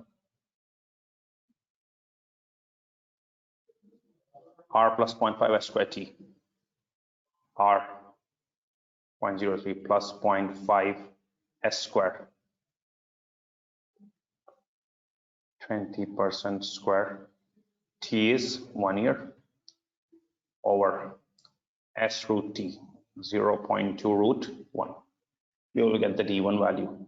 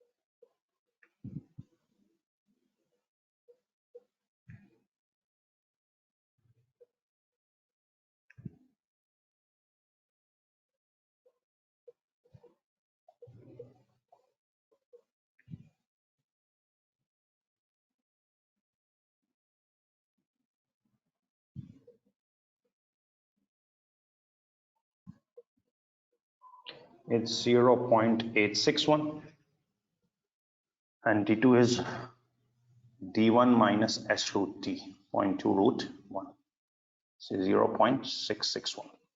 Okay, so I've told you to restrict them to 2 decimal places, so 0.86 and 0.66. Okay, now in step 4, you need to find ND1 and ND2. I have told you to find ND1 and ND2, you first have D1 0.86. Break it into 0.8 and 0.06. And ND2, you have D2 0.66, break it into 0.6 and 0.06. Okay, now you need to refer to the normal distribution table.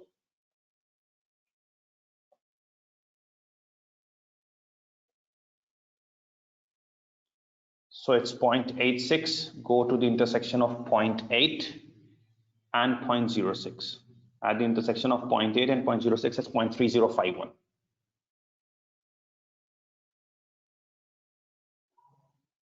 Okay, positive value, add 0.5. 0.8305. Okay, and ND2 0.66. Find the intersection of 0.6 and 0.06. So at the intersection of 0.6 and 0.06, it's 0.2454. So once it's 0.2454,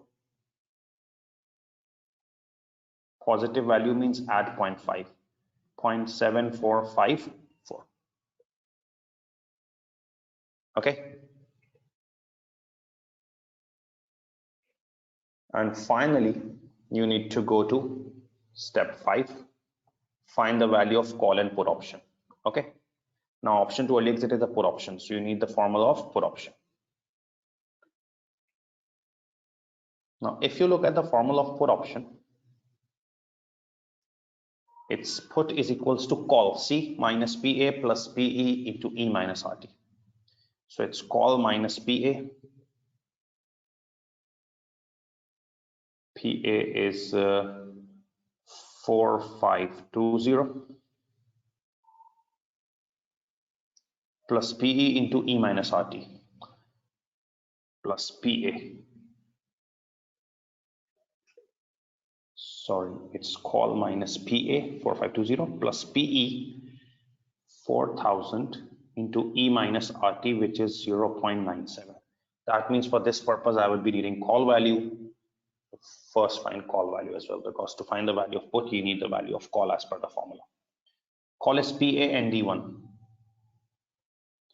PA 4520 into ND1 0.830 minus PE 4000 into ND2 0.74 E minus RT 0.97.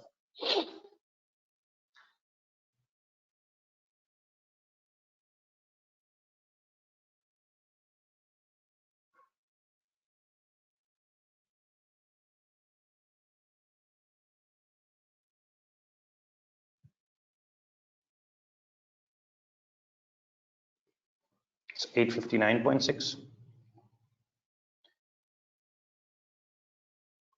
And here this 859.6 is needed.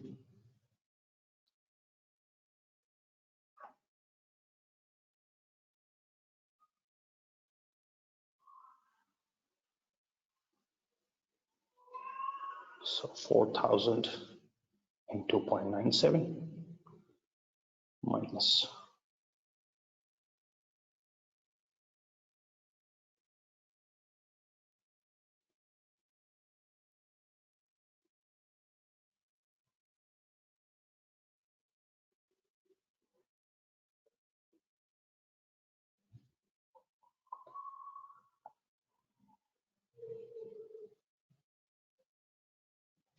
220, the put option value or the premium you have to pay to get this option.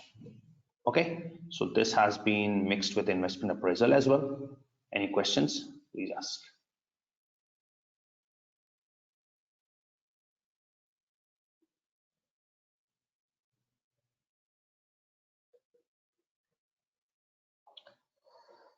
Make it 0.8051. There was a calculation mistake slightly. Thanks for the student who told me this. Slight change in values then.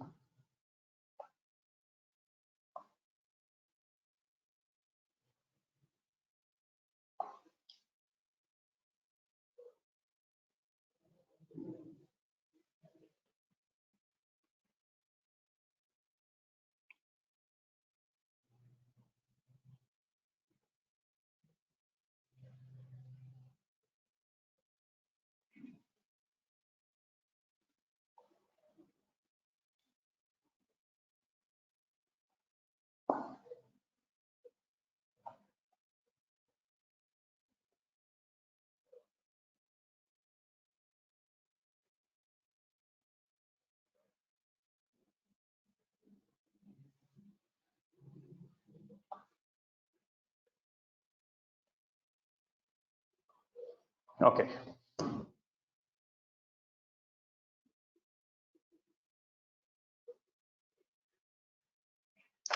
Keshav, there is no need to show such example where D1 is negative. You can just do any question where D1 is negative. In case negative, you just need to deduct 0.5 from that number.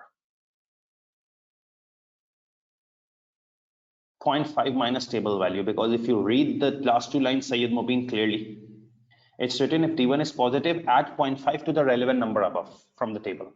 And if D1 is less than 0 negative, deduct the relevant number above from 0.5. So the above number has to be deducted from 0.5.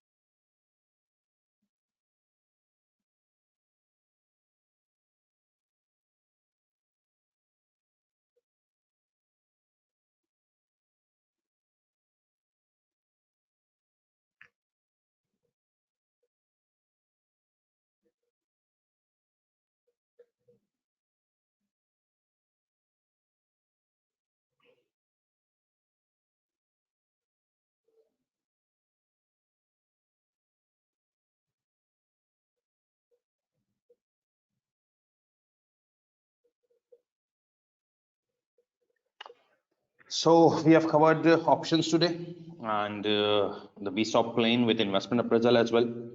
What you can do is that you can refer to the day one question after the class, the investment appraisal question, day one, which we covered.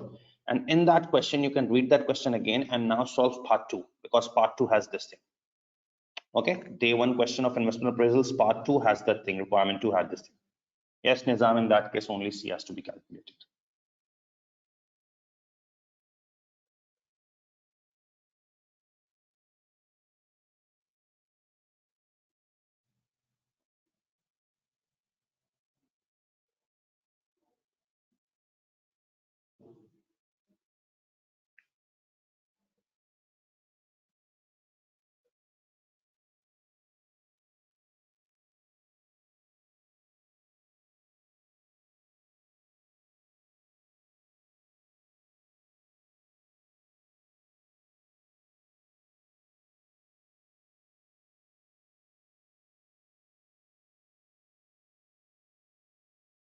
Timothy, if the option of to early exit is valid, if it is giving you option to buy the project at year 4, that means this option is valid for 4 years, so T will be 4.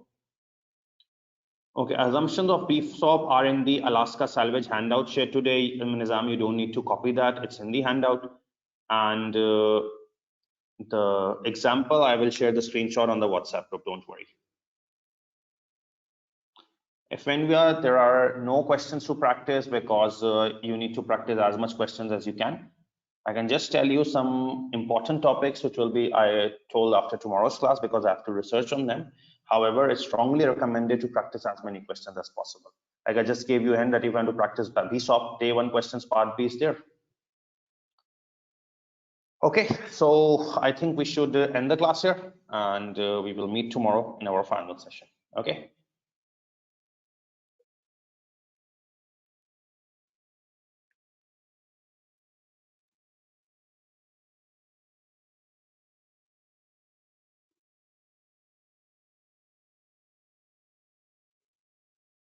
Yes, Anatoly, you're right.